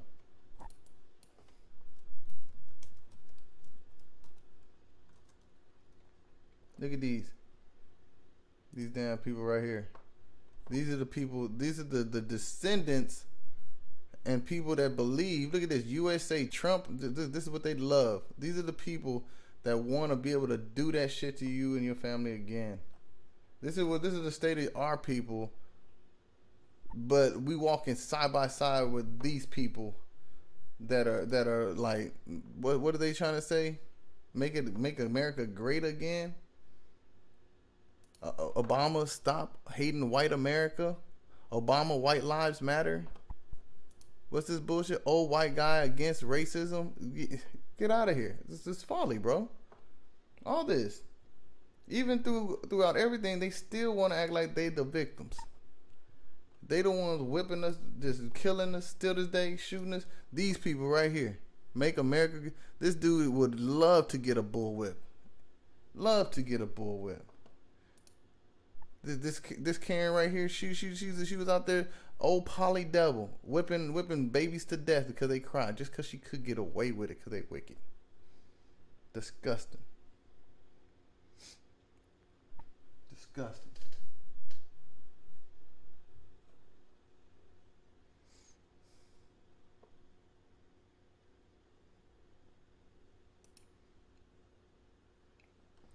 Plenty of color women had children by the white man. She know better than not to do what he say. Didn't have much of that until the men from South Carolina came up and settled and bring slaves. Then they take them very same children, would have their own blood, and make slaves out of them. If the missus find out, she raises revolution. So basically, if they women found out that they was out there raping the slaves and they had a baby and got pregnant, you know, the damn Sheetamite, she's Karen, she gonna throw a fit. But you know, this how dirty they is. You know you got a kid, but you gonna make your own flesh and blood that you made act like a slave. So it's like we discussed earlier, you are your father. You are from the bloodline of your father. So you are out there letting your kids get whipped because you slept with a slave, because they so demented they don't even care, because they try to work off of skin color and not their own seed. Sick. They beat their own kids. To this day, they beat and rape their own kids. Just damn foolery. Then the white man not gonna tell, and the nigger woman were always afraid to, so they just go on hoping that things won't be that way always. So they just was hoping that shit would change.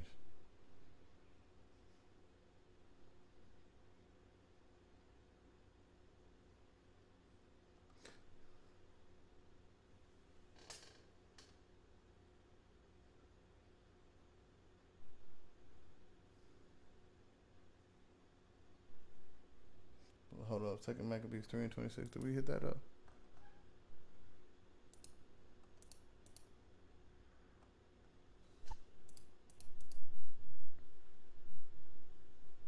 Yeah. You see, moreover, 2 other young men appeared before him, notable in strength, excellent in beauty, and comely in apparel, who stood by him on either side and scourged him continually and gave him many sore stripes. So that's what they did to the brother, man. They stood him up in the blocks and then just was beating him and beating him and beating him.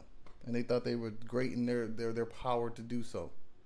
You know, they had the finest things because we were picking the cotton, making their clothes, and they just had all the strength in their hand because we had no might in ours, and they would just scourge them continually, can beat the dude to death.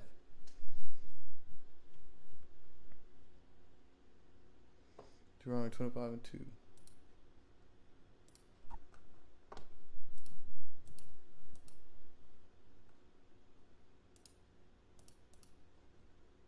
And just because of this, check this out. This is the law. And if it shall be, if a wicked man be worthy to be beaten, that the judge shall cause him to lie down and to be beaten before his face according to his fault by a certain number. 40 stripes he may give him and not exceed, lest if he should exceed and beat him above these with many stripes, then thy brother should seem vile unto thee. So you're not allowed to just be beating somebody to death, even if they did something. Or you're going to become like a vile person. And that's why I say the Lord said ain't no more vile or perverse person than Esau. So they don't keep the law. So if they did, this was for them and for everybody, then they would have been keeping these laws even in slavery. They would have been like, no, we can't beat them like that. We can beat them, but we can't beat them like that, if that's true. 2 Maccabees 6 and 30. But when he was ready to die with stripes, when he got beat, he groaned and said, it is manifest unto the Lord that hath the holy knowledge, that whereas I might have been delivered from death, I now endure sore pains in body by being beaten, but in soul am well content to suffer these things because I fear him. And as you see, that he knew that, you know what, just going through the rest of the discussion, that you saw that for some reason, you know, they weren't allowed to keep the Bible, but because of that, guess what they did? They always felt like, you know, they prayed. They were mourning and praying. So our people have always been a very spiritual people, and so I guarantee you, and that's why I say, when you hear our people, they say, man, you know, he about to go home. We already know when we about to pass on or we're gonna die. We already know we're going back home to the Most High God. It's not even a question. We're going to continue on, though. I remember how the driver, he was the man who did most of the whipping, used to whip some of the niggers. He would tie their hands together and then put their hands down over their knees, then take a stick and stick it in between their hands and knees. Then he'd take hold of them and beat them first on one side, then on the other side. So he would torture them while he's beating them. Imagine, you see how these people, this disgusting, vile people, man. And they come from these people, man. They are the same people. The same blood is in them.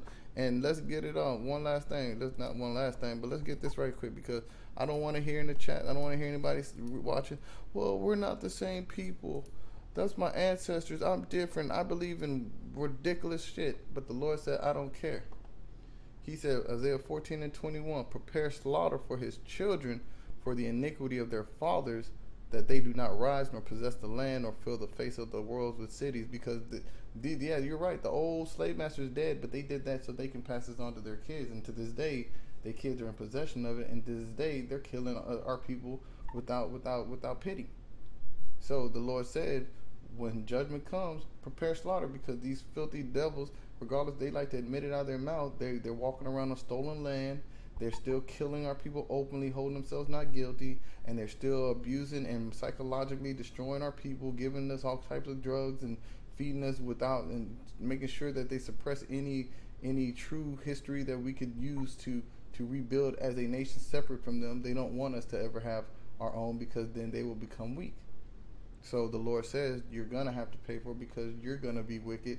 Your forefathers were wicked, and you don't. If you weren't wicked, then leave this country with everything that you got right now. Leave and start over. Go back to your origination, your countries. Go back to the Caucasus Mountain, the Mount Seir. Go back there.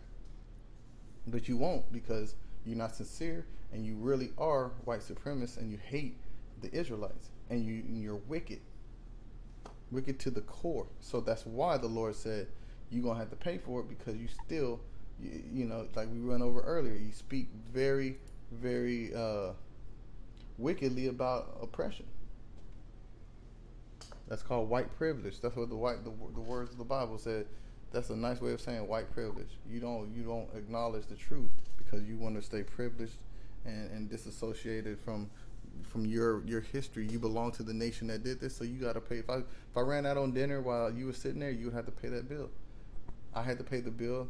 To this day, we get harassed just walking around with Bibles because of what I look like and where I descend from. So you're gonna have to pay that bill because of your parents and your forefathers set you up in a very, very pricey tab. So you can live a short life of success. The wicked is gonna rise for a short amount of time, but you're gonna pay that big bill. So I don't care if you don't think you racist. If you wasn't, you would know from the top, just from being here, that you're an accomplice to this, because you don't give it up, and you keep it, and you don't acknowledge it.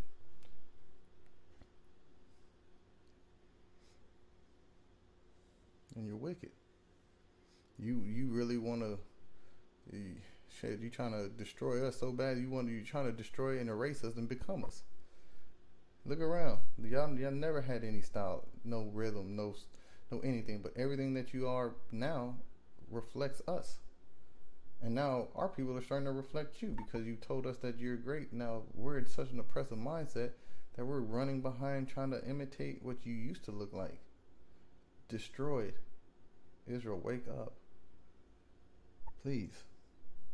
Most High willing.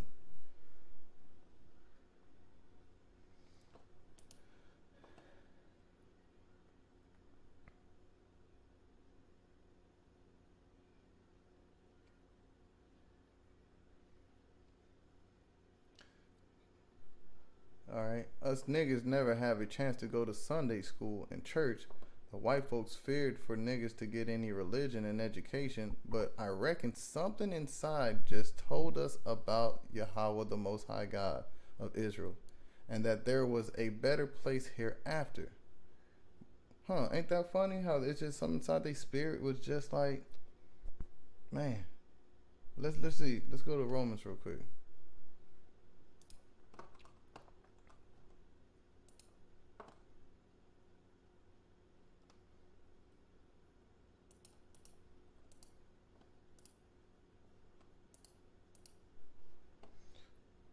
For as many as are led, Romans 8:14. For as many as are led by the Spirit of Yahweh, they are the sons of Yahweh. So I told you, we're the children of the Most High God. The Most High God loves Israel, and only Israel. Jumping down to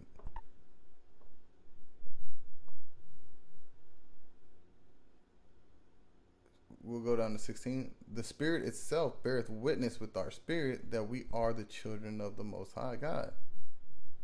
And if children, they're then heirs, heirs of the Most High, and joint heirs with Yahushua. If so be that we suffer with him, that we may be also glorified together. And if you see, because we broke these commandments, and we do serve, and we are the children of the Most High God, we do suffer just like the Most High, like the son of the Yahushua, like his son, because we're heirs, we're joint heirs with his son. And this is what shows that the Spirit, that's why naturally we feel connected to the Most High God, because we are heirs and we've suffered as the example of Yahushua being hung on a cross. We were hung on and put into slavery and beat for who we are, because we were made in the image of the Most High God and the angels. Okay, so we're going to Sirach 17.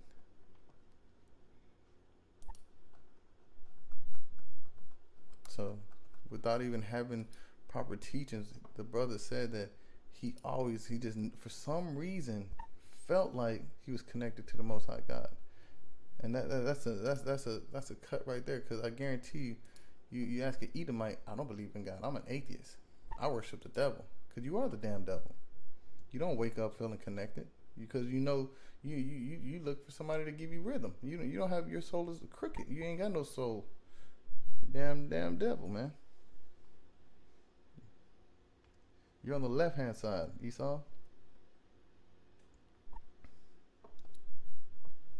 Sirach 17:10. And the elect shall praise his holy name. Who's the elect? Who is the elect? Who did the Lord elect?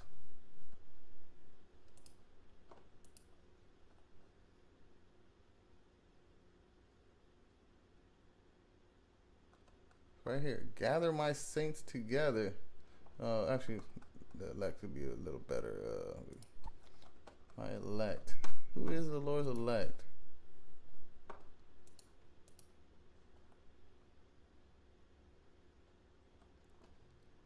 Isaiah 4. Isaiah 45:4.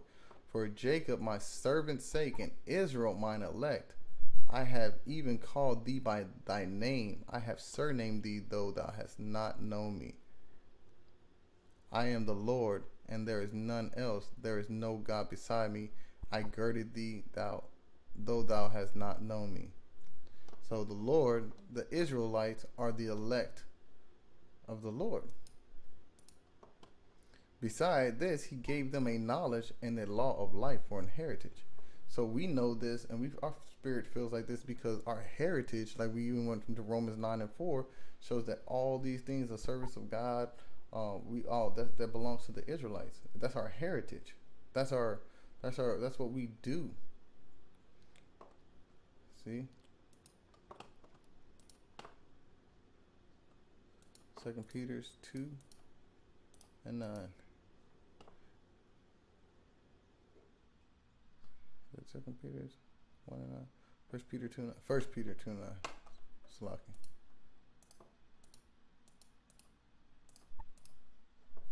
But ye are, 1 Peter 2:9. But ye are a chosen generation, a royal priesthood, and holy nation, a peculiar people, that ye should show forth the praises of him who hath called you out of darkness into his marvelous light. So this is we're a priesthood. That's why we have this natural connection with the Most High God. It's all right. 24:23. Let's keep going. It's all right. 24:23. But I reckon something inside just told us about Yahweh, and that there was a better place hereafter. We would sneak off and have prayer meetings. Sometimes the patrollers catch us and beat us good, but they didn't keep us from trying. So no matter what they went through, they still tried to seek the face of the Lord. Get Jake right now. Jake, what are you doing? How hard are you trying to find the Most High's face? How hard are you willing to get beat by the police so you can make sure that you fast and pray and beat your brothers and worship the Most High? No, you're weak. You're wicked. You're a corrupted evildoer. You ain't got no love for the Most High God. You're not willing to take a beating to meet up and with your brothers to congregate and to teach each other about your heritage and your God. You're weak. I remember one old song we used to sing when we would meet down in the woods back of the barn. My mother, she sing and pray to the Lord to deliver us out of old slavery. She always say she thankful she was never sold from her children, and that our master not so mean as some others. But the old song, it went something like this: "Oh mother, let's go down, let's go down, let's go down, let's go down. Oh mother, let's go down, down into the valley to pray." As I went down in the valley to pray, studying about the good old way, who shall wear the starry crown? Good Lord, show me the way. And then the other part was just like this, except it said father instead of mother, and then sister, and then brother. And then they sing sometime, "We camp a while in the wilderness, in the wilderness, in the wilderness. We camp a while in the wilderness when the Lord makes me happy. And then I'm gone home." I don't remember much about the war. Okay, we'll just stop there for a second. So,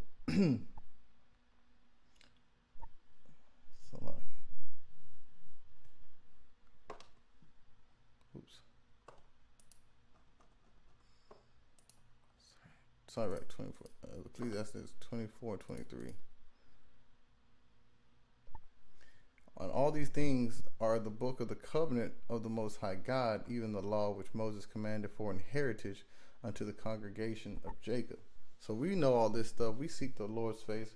We pray. We singing so the Lord can save us and bring us up out of these conditions, because it's our heritage and it's in our spirit to do so.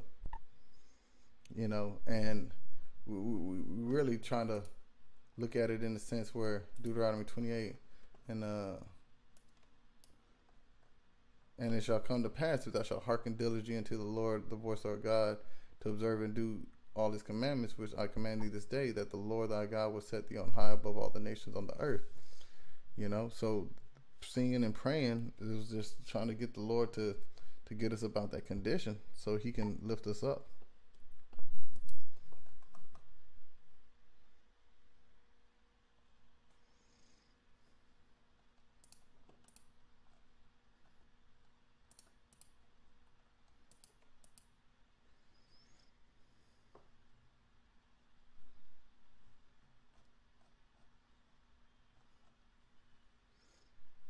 You see,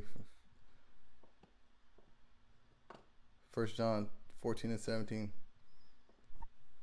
Actually, yeah, that's what I want. 14:17.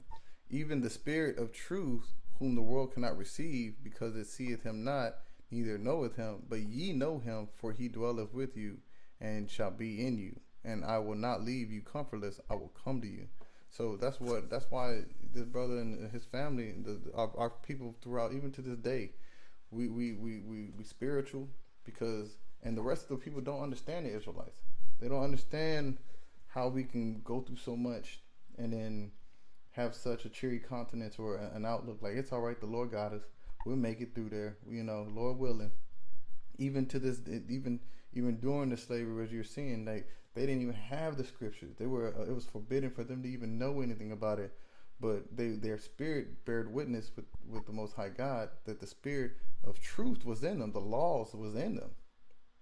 You know, and the rest of the world couldn't receive it and couldn't even see it them, because it was the white man, did the Edomite, the certain dirty white man, breaking, raping, beating, killing, whipping, putting salt in your wounds, raping your wife, killing your kids.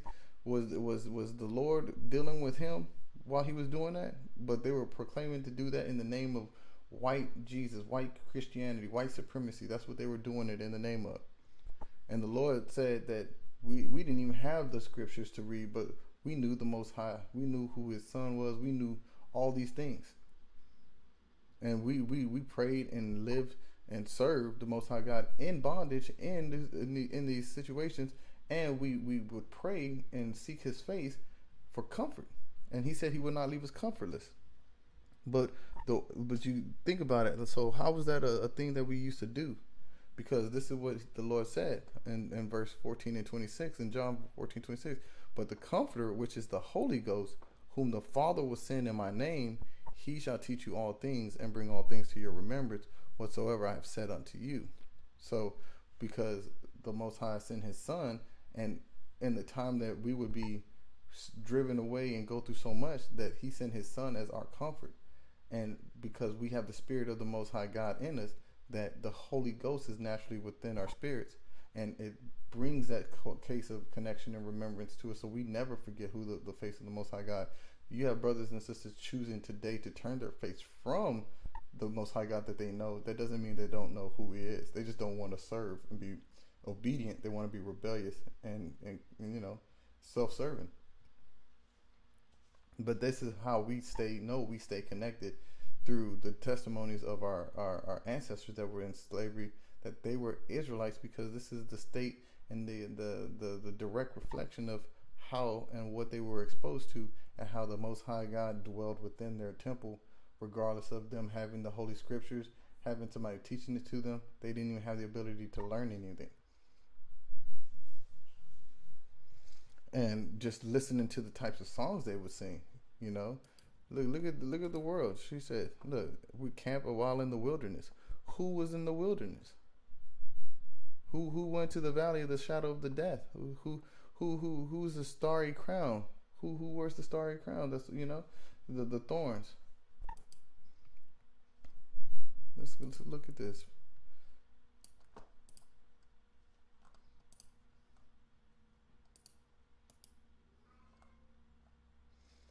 Look at this. Exodus 15:1. Is it 15 and? They sang Moses and the children of Israel this song unto the Lord, and spake, saying, I will sing unto the Lord, for he hath triumphed gloriously. The horse and his rider hath he thrown into the sea. So that's just a thing we do naturally, is we sing to the Most High God when we're going through stuff. When we going through stuff, when good stuff happens to us, when bad stuff's happening to us, we're always raising our voice and singing and worshiping the Most High God. That's just a part of what we do. We glorify the name of the Most High. Look at this. 2 Samuel 22:50.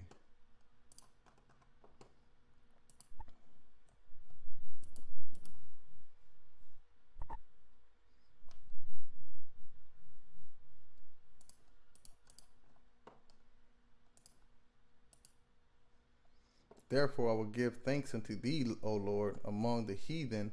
I will sing praises unto thy name. So yeah, in slavery, we were definitely amongst these heathens while they're beating us and breaking us.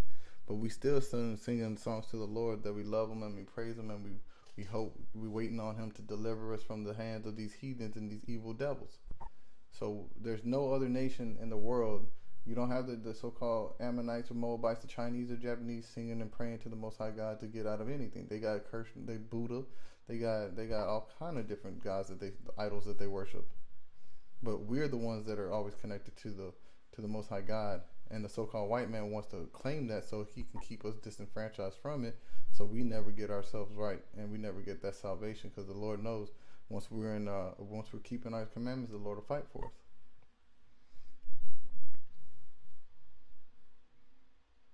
And here we go.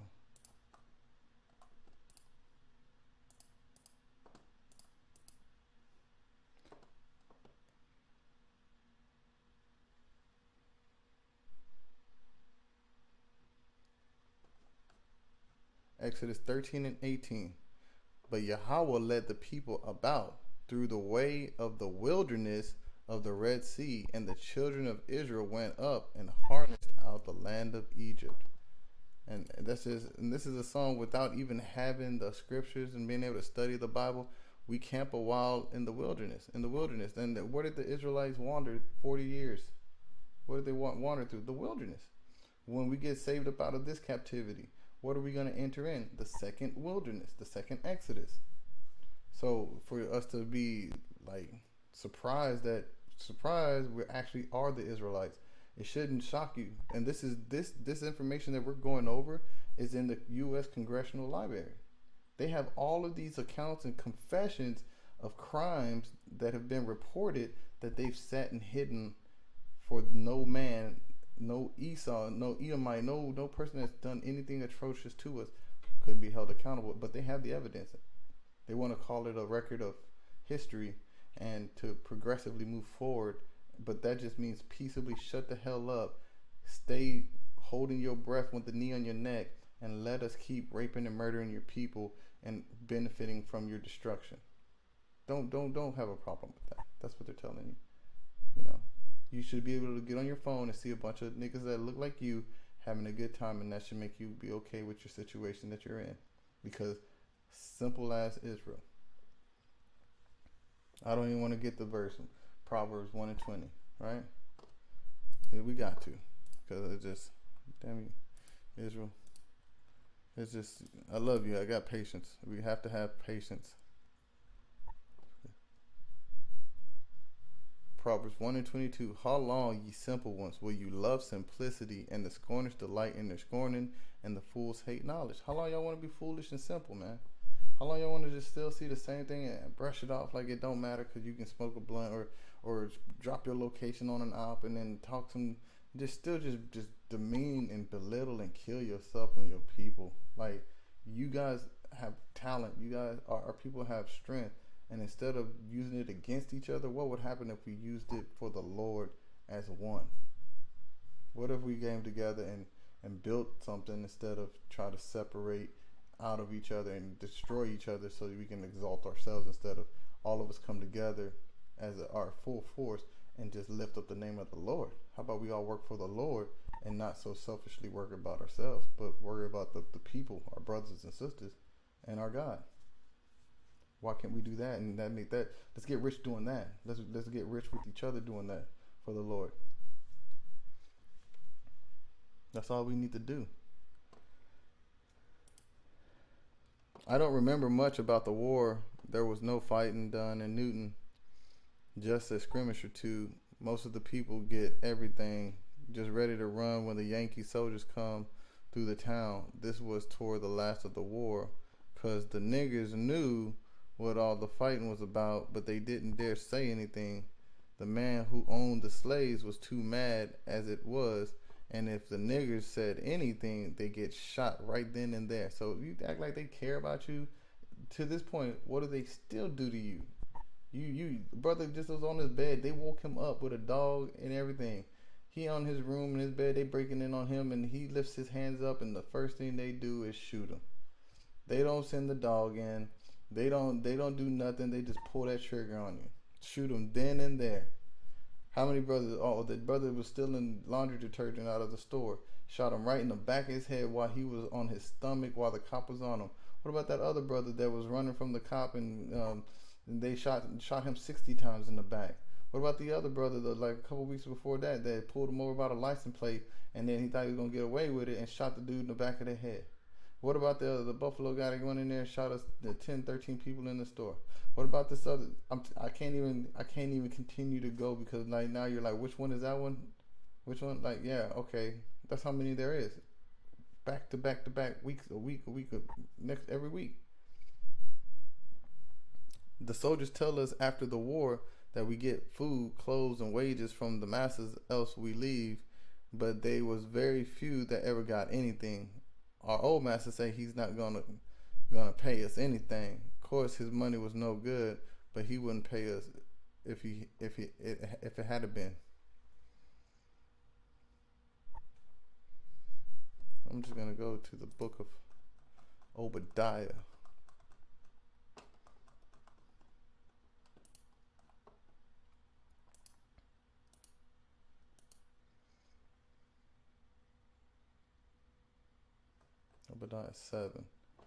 Obadiah 7.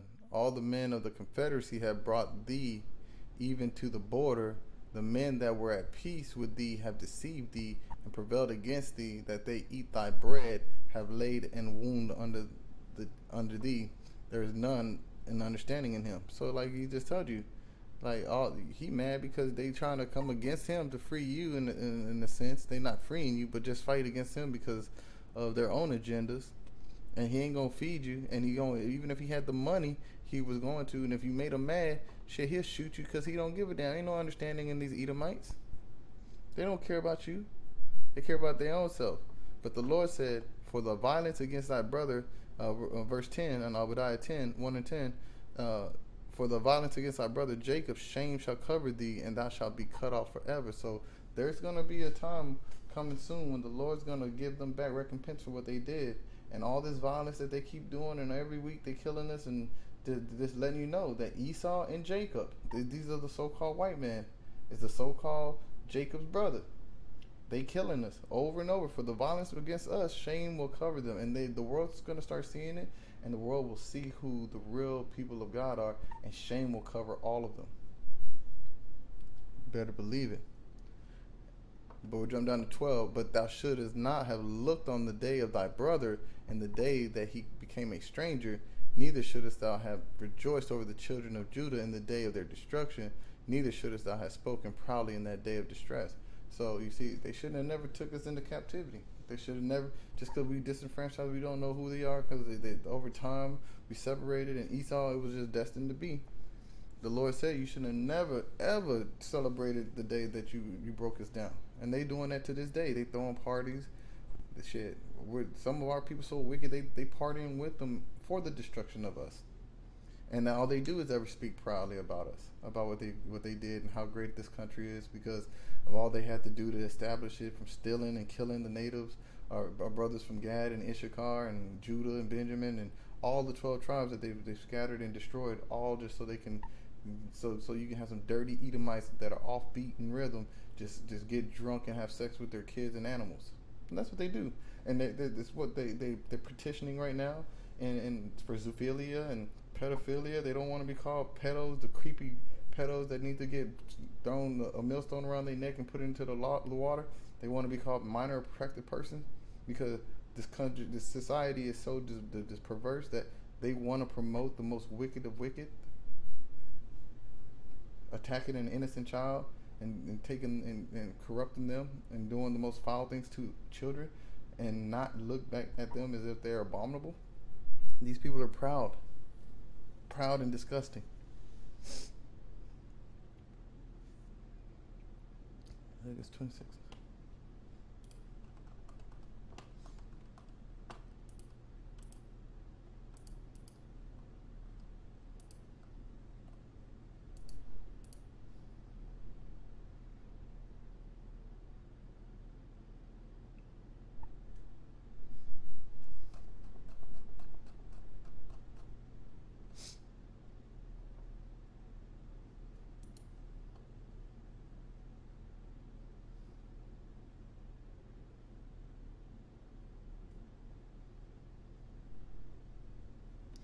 Then the Ku Klux Klan came along. They were terrible, dangerous. They wear long gowns, touch the ground. They ride horses through the town at night. And if they find a Negro, they try to get nervy or have a little bit for himself. They lash him nearly to death and gag him and leave him to do the best he can. Sometimes they put sticks in the top of the tall thing they wear, the little hood.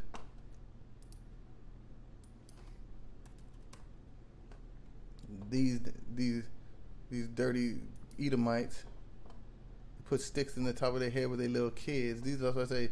These old 1960s pictures. These kids, they grew up with being clans at home, and they know it. They know it to this day. Look, they doing it out here to this day. They proud of it. You know, they don't hide this. Look at this disgusting. Proud men, women, kids for the clan, the empire. And look at this. They just love it. And this is what the Klan want to do: make America great again. And y'all playing games like, and this is Texas. This is where I live. This is what's going on in the city, the state I live in, to this day.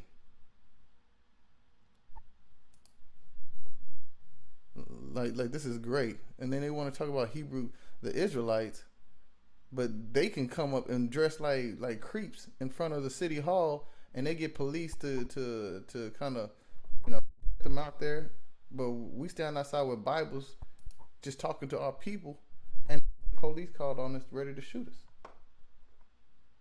But they could go out there with their fire swords and damn KKK and hoods and crosses and nigga this and nigga that, throw some lassos around, loot nooses everywhere, And they get protected by the police, because, and then the police will defend them and say they have the right to do this. But us minding our business on a street corner, just trying to talk and read the scriptures in peace, burn a couple incense, you get a damn herd of police to come and try to escort you away from public space. Not using a loudspeaker, not demonstrating or putting on a show, just reading the Bible and talking to your brothers as they walk by, hanging out on the street corner. But these people want to hang and look. Eve so lost. She want to sell. She want to be mingled in them so bad. Our people are. This is a look, and that's why I love our people, and I'm sad at the same time because they are so lost and want to fit in somewhere that they will go congregate with the enemy before they congregate with their brothers. And you telling us we're not destroyed for lack of understanding, for help, for the Lord, for our own people, and you gonna wear a shirt that you don't even understand. You telling you don't matter because you calling yourself black. You're not calling yourself anything worth the value. You're not calling yourself your nationality. You're calling yourself the color of your t-shirt. And obviously, sister, you're not the color of your shirt. But you too destroyed to see that. And there is no culture. There is no black American culture. That's an illusion. It's called foolishness. These people gave you your culture, and then you talking about you proud of that. No, you need to go back to what the Lord gave you, and you need to serve the Lord. And then the Lord said, what did he say? That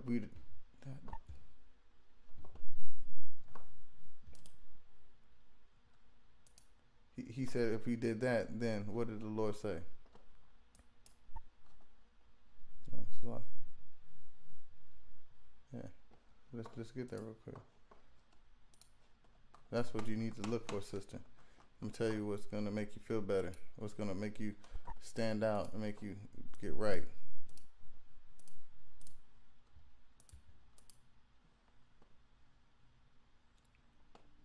Deuteronomy 4 and 5. Behold, I've taught you statutes and judgments, even as the Lord my God commanded me, that ye should do so in the land whether you go to possess it. Keep therefore and do them, for this is your wisdom and your understanding in the sight of the nations, which shall hear of all these things and statutes and say, surely this is a great nation, it's a wise and understanding people. Your shirt doesn't say that you're a wise and understanding people. You look unwise. You're amongst your enemies, looking lost and depressed and disenfranchised from your own identity, and saying that you're the color of your shirt, and you're obviously not. And they're looking at you as an astonishment, like, what is she doing here? You don't even know what you're doing there, sister. You need to come back and keep these commandments and serve your God and love your people, because your people love you. You just need to. You obviously look around you. You don't know who your people are. You are alone. We are alone in this place. But the Lord, if we keep the commandments of the Most High God, we are a family. We are a nation again. We are not alone. But without God, without the Most High's and commandments and laws and statutes, that's what you don't understand. Forget what the Christians say. Keeping these commandments is keeping your nationality, keeping your family, becoming who you truly are. They don't want to keep it because they're wicked. So you don't ever listen to a Christian because they're wicked. Anybody that teach you to do the wrong thing just so you can feel good, that's not somebody I would want to be around. That's not somebody who wisely would tell you that has your best interest at heart or is a so-called reputable or righteous person. Anybody that says, breaking the laws of this country will get you somewhere, you gotta be like, hey, why would you tell me to be a criminal and tell me I'm gonna have a good life being a criminal? Why would anybody tell you to break the laws of the Most High God and tell you that you're righteous? It's wicked.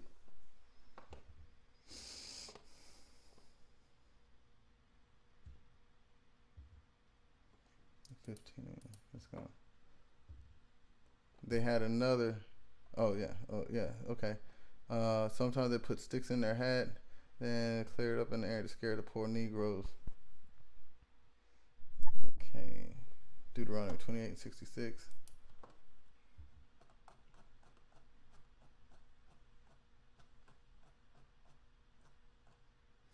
And thy life shall hang in doubt before thee, and thou shalt fear day and night, and shalt have none assurance of thy life. So if I'm in the middle of the night and I see these things coming at me right here in a group, and they beating on you, whipping on you, and you know that they known for hanging people in the woods like they doing right here, Yeah, I'll be terrified, man. That's what the Lord said. You ain't gonna have no ease. You gonna be afraid because this is out there, the boogeyman, Esau, the damn devil, right here, looking at you.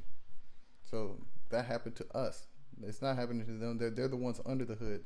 So we're not the same people. We need to wake up.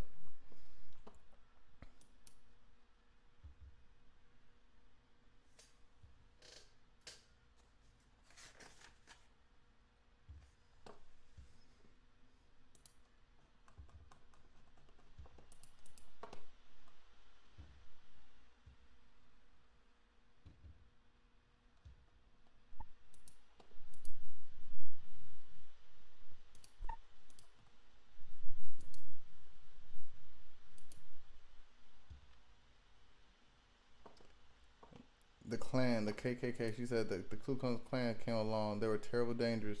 They would ride horses through town all night and find Negroes. Lamentation 4:18. They hunt our steps, that we cannot go in our streets. Our end is near. Our days are fulfilled, for our end is come. So they hunt our head.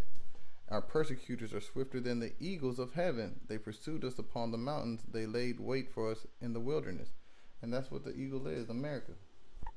Look at their national blood and they're predators. So when you got a group of people right here circling around a prey, they're peering, waiting on you. They're predators, man. They're fierce predators that want to destroy you.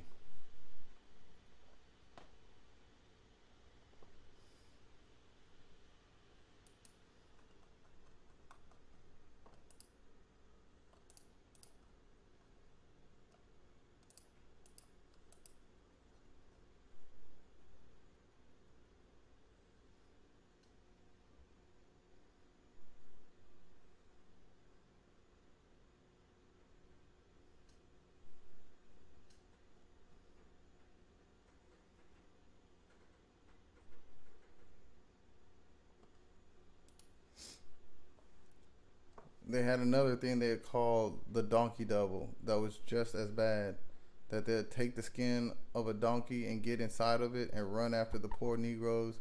Them was bad times. Them was bad times. I know folks think the books tell the truth, but they sure don't. Us poor niggas had to take it all. So letting you know, this man said that the stuff that y'all reading about before, that the white man, so-called Esau, is telling you ain't the truth. He's telling you it's way worse. They know. Judas 16-17. Look.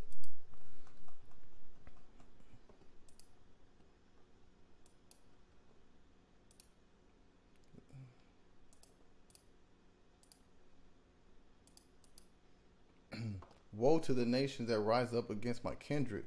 The Lord Almighty will take vengeance on them in the day of judgment, and putting fire and worms in their flesh, and they shall feel them and weep forever. And the Lord said, man, you're doing this type of stuff to a people for entertainment, for fun. This is what they did. Dress around with skins just to terrify and torment and beat and kill and rape our people just so they can feel superior, because that's the only way that they could come up against us. The Lord said they're going to make them pay for that. 28:23. And thy heaven that is over thy head shall be brass, and the earth that is under thee shall be iron. So no matter what, it's like a rock and a hard place for us. You get out of slavery, I mean, they free you, and then you got the Klan chasing you, tormenting you. When you're in slavery, they tormenting you. Right now in the streets in 2022, they tormenting us for just being and trying to find ourselves and to regroup as a nation. We can't never catch a break. It's always going to be rough and tough until we get delivered out of this captivity. Then after the war was over, we was afraid to move, just like tarpons or turtles after emancipation, just stick our heads out to see how the land lay. My mammy stayed with Marsh Jonah for about a year after freedom. Then old Solomon Hall made her an offer. Old man Hall was a good man if there ever was one. He freed all his slaves about 2 years before emancipation and gave each of them so much money when he died. That is, he put that in his will, but when he died, his sons and daughters never gave him anything to the poor Negroes. Leviticus 26 and 36.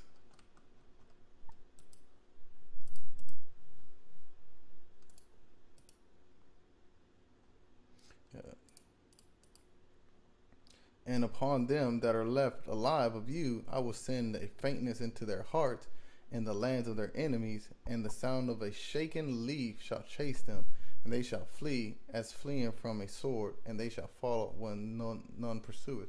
So that's literally what happened to the brothers, chasing them with the donkey skins, you know. No matter what, they just fleeing for their life everywhere they go. This is disgusting people, man. That's literally the case. That's just like, what's wrong with these people?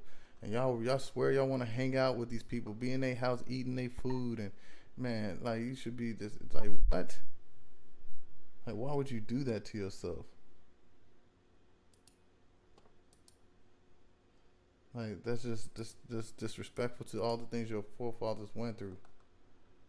And lo, hold on.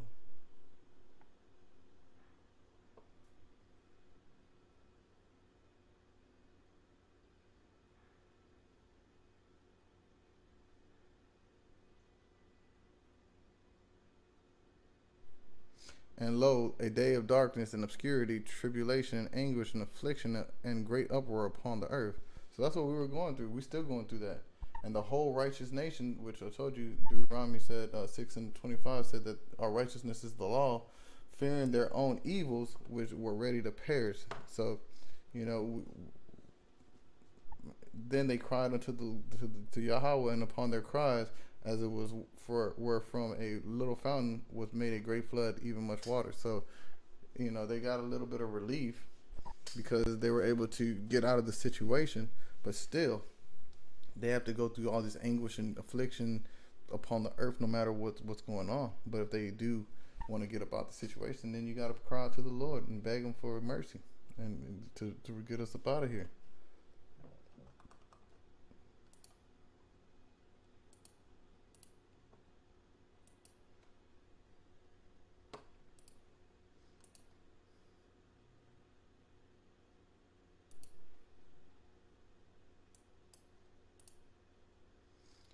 He that taketh away his neighbor's living slayeth him.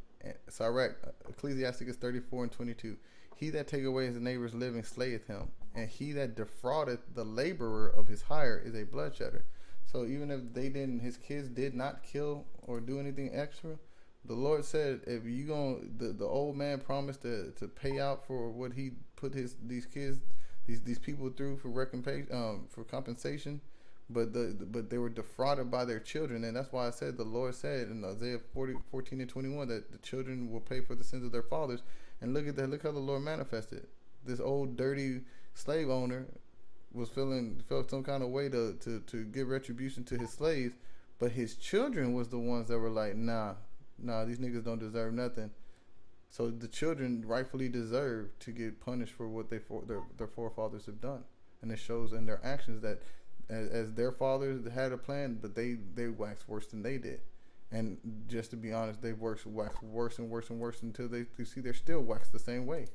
And they're proud of it. Look at this. Look how them, and this is just put a business suit on this dude. Put a business suit on her. They look all the same because they all the same people. And there is no difference. I don't care what they say, how they feel. You got the Confederates are just more vocal. And they're up in your face. The Union, they're snakes, and they hide it and they keep it, but they all are one and the same. They all feel like you are a nigga that they should put on a damn string.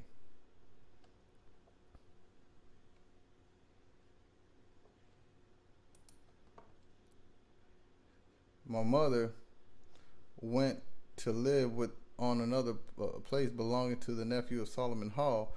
All of her 6 children went with her. Mother, she cook up for the white folks, and the children make crop. When their first year was up, us children got the first money we had in our lives. My mother certainly was happy. And as you see, they supposedly free, but they happy to get a little money for having to be working. but they don't even realize they still in captivity. Baruch 3:8. Behold, we are yet this day in our captivity, where thou hast scattered us for a reproach and a curse, and to be subject to payment. So the Lord said, you still paying bills to this day, you paying taxes to this day, you're in captivity because your face isn't on the money and you're owing your oppressor tribute. So the Lord said, you're subject to payments and according to all the iniquities of our fathers, which departed from the Lord our God. So we're still scattered in the place that the Lord sent us. We're just captive bred.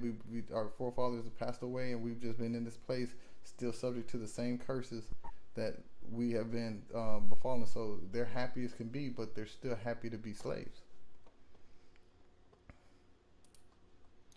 We live on this place for over 4 years. When I was about 20 years old, I married a girl from West Virginia, but she didn't live but just about a year. I stayed down there for a year or so, and then I met Mamie. We came here, and both of us went to work. We worked at the same place. Deuteronomy 28 and 29. And thou shalt grope at noonday, as they blind grope in the darkness, and thou shalt not prosper in thy ways, and thou shalt be only oppressed and spoiled evermore, and no man shall save thee. So how bad is that? You got a woman finally, you get up out the situation, and then she dies. You don't even get to keep her long, and she dead. So no matter what you do, you don't prosper. And as soon as you meet another one, you guys working at the same place that you live at. You see, and you're being spoiled because you got to go back and work for cheap slave labor, and just to make it with the woman that you newly found, your new wife.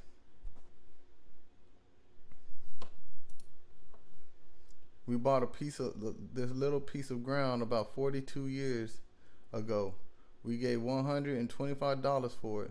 We had to buy the lumber to build the house a little at a time, but finally we got the house done. It has been a good home for us and the children. So it's like nowadays you wait 6 months for your house to get built, maybe, but then when you move in, it's done. How about living in a house that you got to put a piece of wood here and a piece of wood there, and over time you get all the walls up, and then over time you can lay the roof down, and over time you can put a floor in there maybe so you're not walking on dirt. We don't understand what our forefathers went through just to make it. We want to be complaining because most Israelites are soft. God ain't never been through nothing. You and then to disregard what your history is. This happened like 150 years ago. Like my grandparents' dad was like, I remember I can go to my grandma's house and lift the carpet up and see the floor of the ground, the dirt, because they lived in an old shotgun house made of wood that they bought back in the early 20s. So don't say it's like forever ago. I remember. I got pictures of. I lived it. I've been there. I lived there. You know.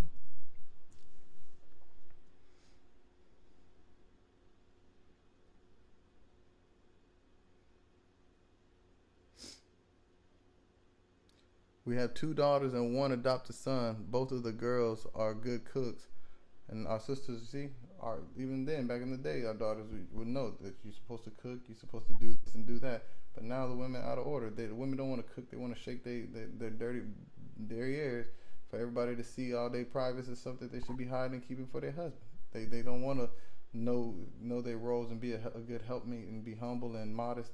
They want to be the opposite. They want to be feminist. They want to be anti-order, anti-man, but they want to be worshipped and praised and sought upon, but they don't want to have orderly interactions with the men that's supposed to be of their people. They're not in order, so they don't get what. It's just baffling. You're gonna realize that the so-called white man lied to you, and the worst thing that you ever could have done is push the men of your people away, and developed an understanding and an ideology amongst your women of your people to hate and to put down and to teach against your own men, and to love them and respect them and to serve them and be submissive to them and follow after them as the Lord has said you should, because they have a role too, to protect and to teach you, to love and nurture you, to provide for your substance. But there's order. But women are all out of order, and the men are all out of order too. That's why it's so horrible at this time, because everybody's out of order, and we need to get back into our scriptures so we can all become on one accord mentally, physically, and spiritually, and our people can thrive and grow and heal the damage that has been forced upon us by our enemies, and separate from that.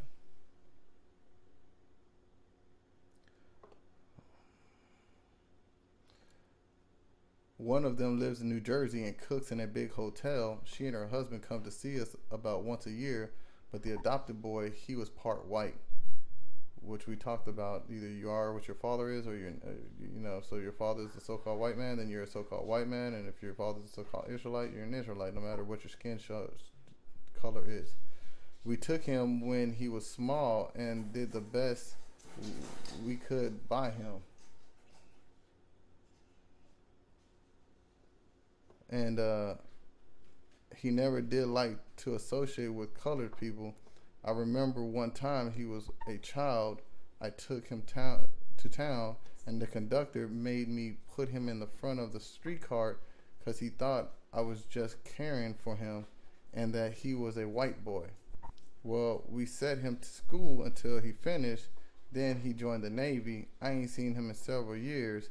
The last letter I got from him, he say he ain't spoke to a colored girl since he has been there. This made me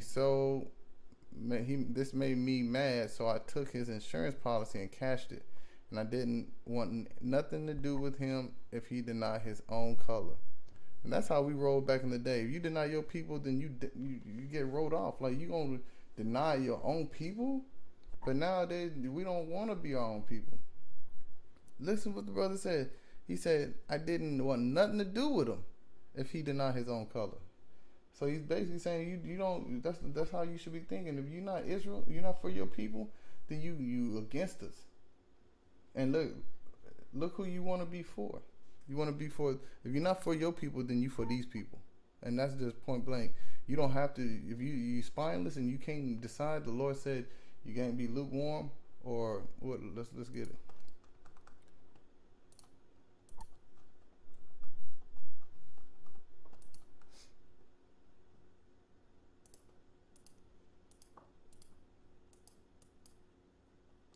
Because thou hast kept the word. No, that's not what I wanted. Is that two?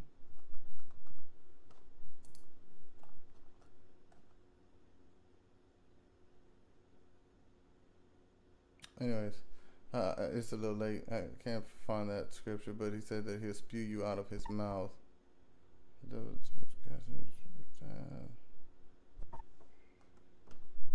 I think it's the next chapter.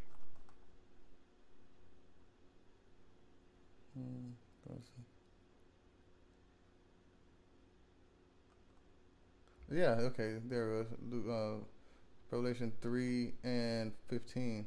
I know thy works, that thou art neither cold nor hot. I would thou wert cold or hot. So then, because thou art lukewarm and neither cold nor hot, I will spew thee out of thy mouth. And you see what I'm saying? So the Lord said, because you don't want to say, I'm for my people and I'm not against these people, he's going to spew you out of your mouth, and he's going to consider you a part of the enemy.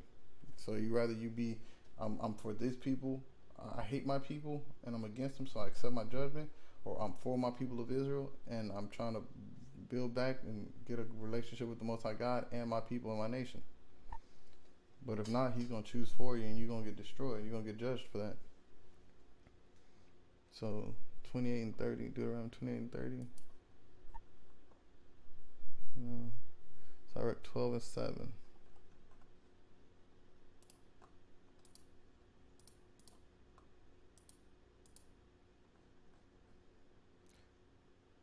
Give unto the good and help not the sinner. A friend cannot be known in prosperity, and an enemy cannot be hidden in adversity. In the prosperity of a man, enemies will be grieved, but in his adversity, even a friend will depart. So just like that little boy that they took in, adopted him, and Esau was his dad. So his true nature showed that he wasn't for his people. Because just because he was your skin folk didn't mean he was your kinfolk. So he learned that if he didn't want nothing to do with him. And that's why he really didn't want to have nothing to do with him, because his spirit wasn't of his people, it was actually of his enemy. Because like they said, we went over before, that them Southerners was having babies with the slaves. And so it wasn't like the so-called Israelite man went and slept with a so-called white woman and then had the baby. It was obviously the so-called white man slept with one of the slave women, and that's how it happened. So that baby was an Edomite, and when it grew up, it didn't want nothing to do with these niggas.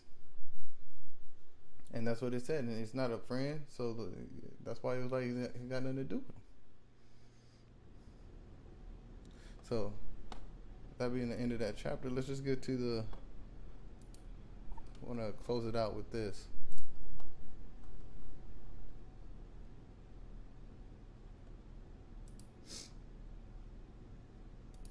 Let's go to Isaiah 48.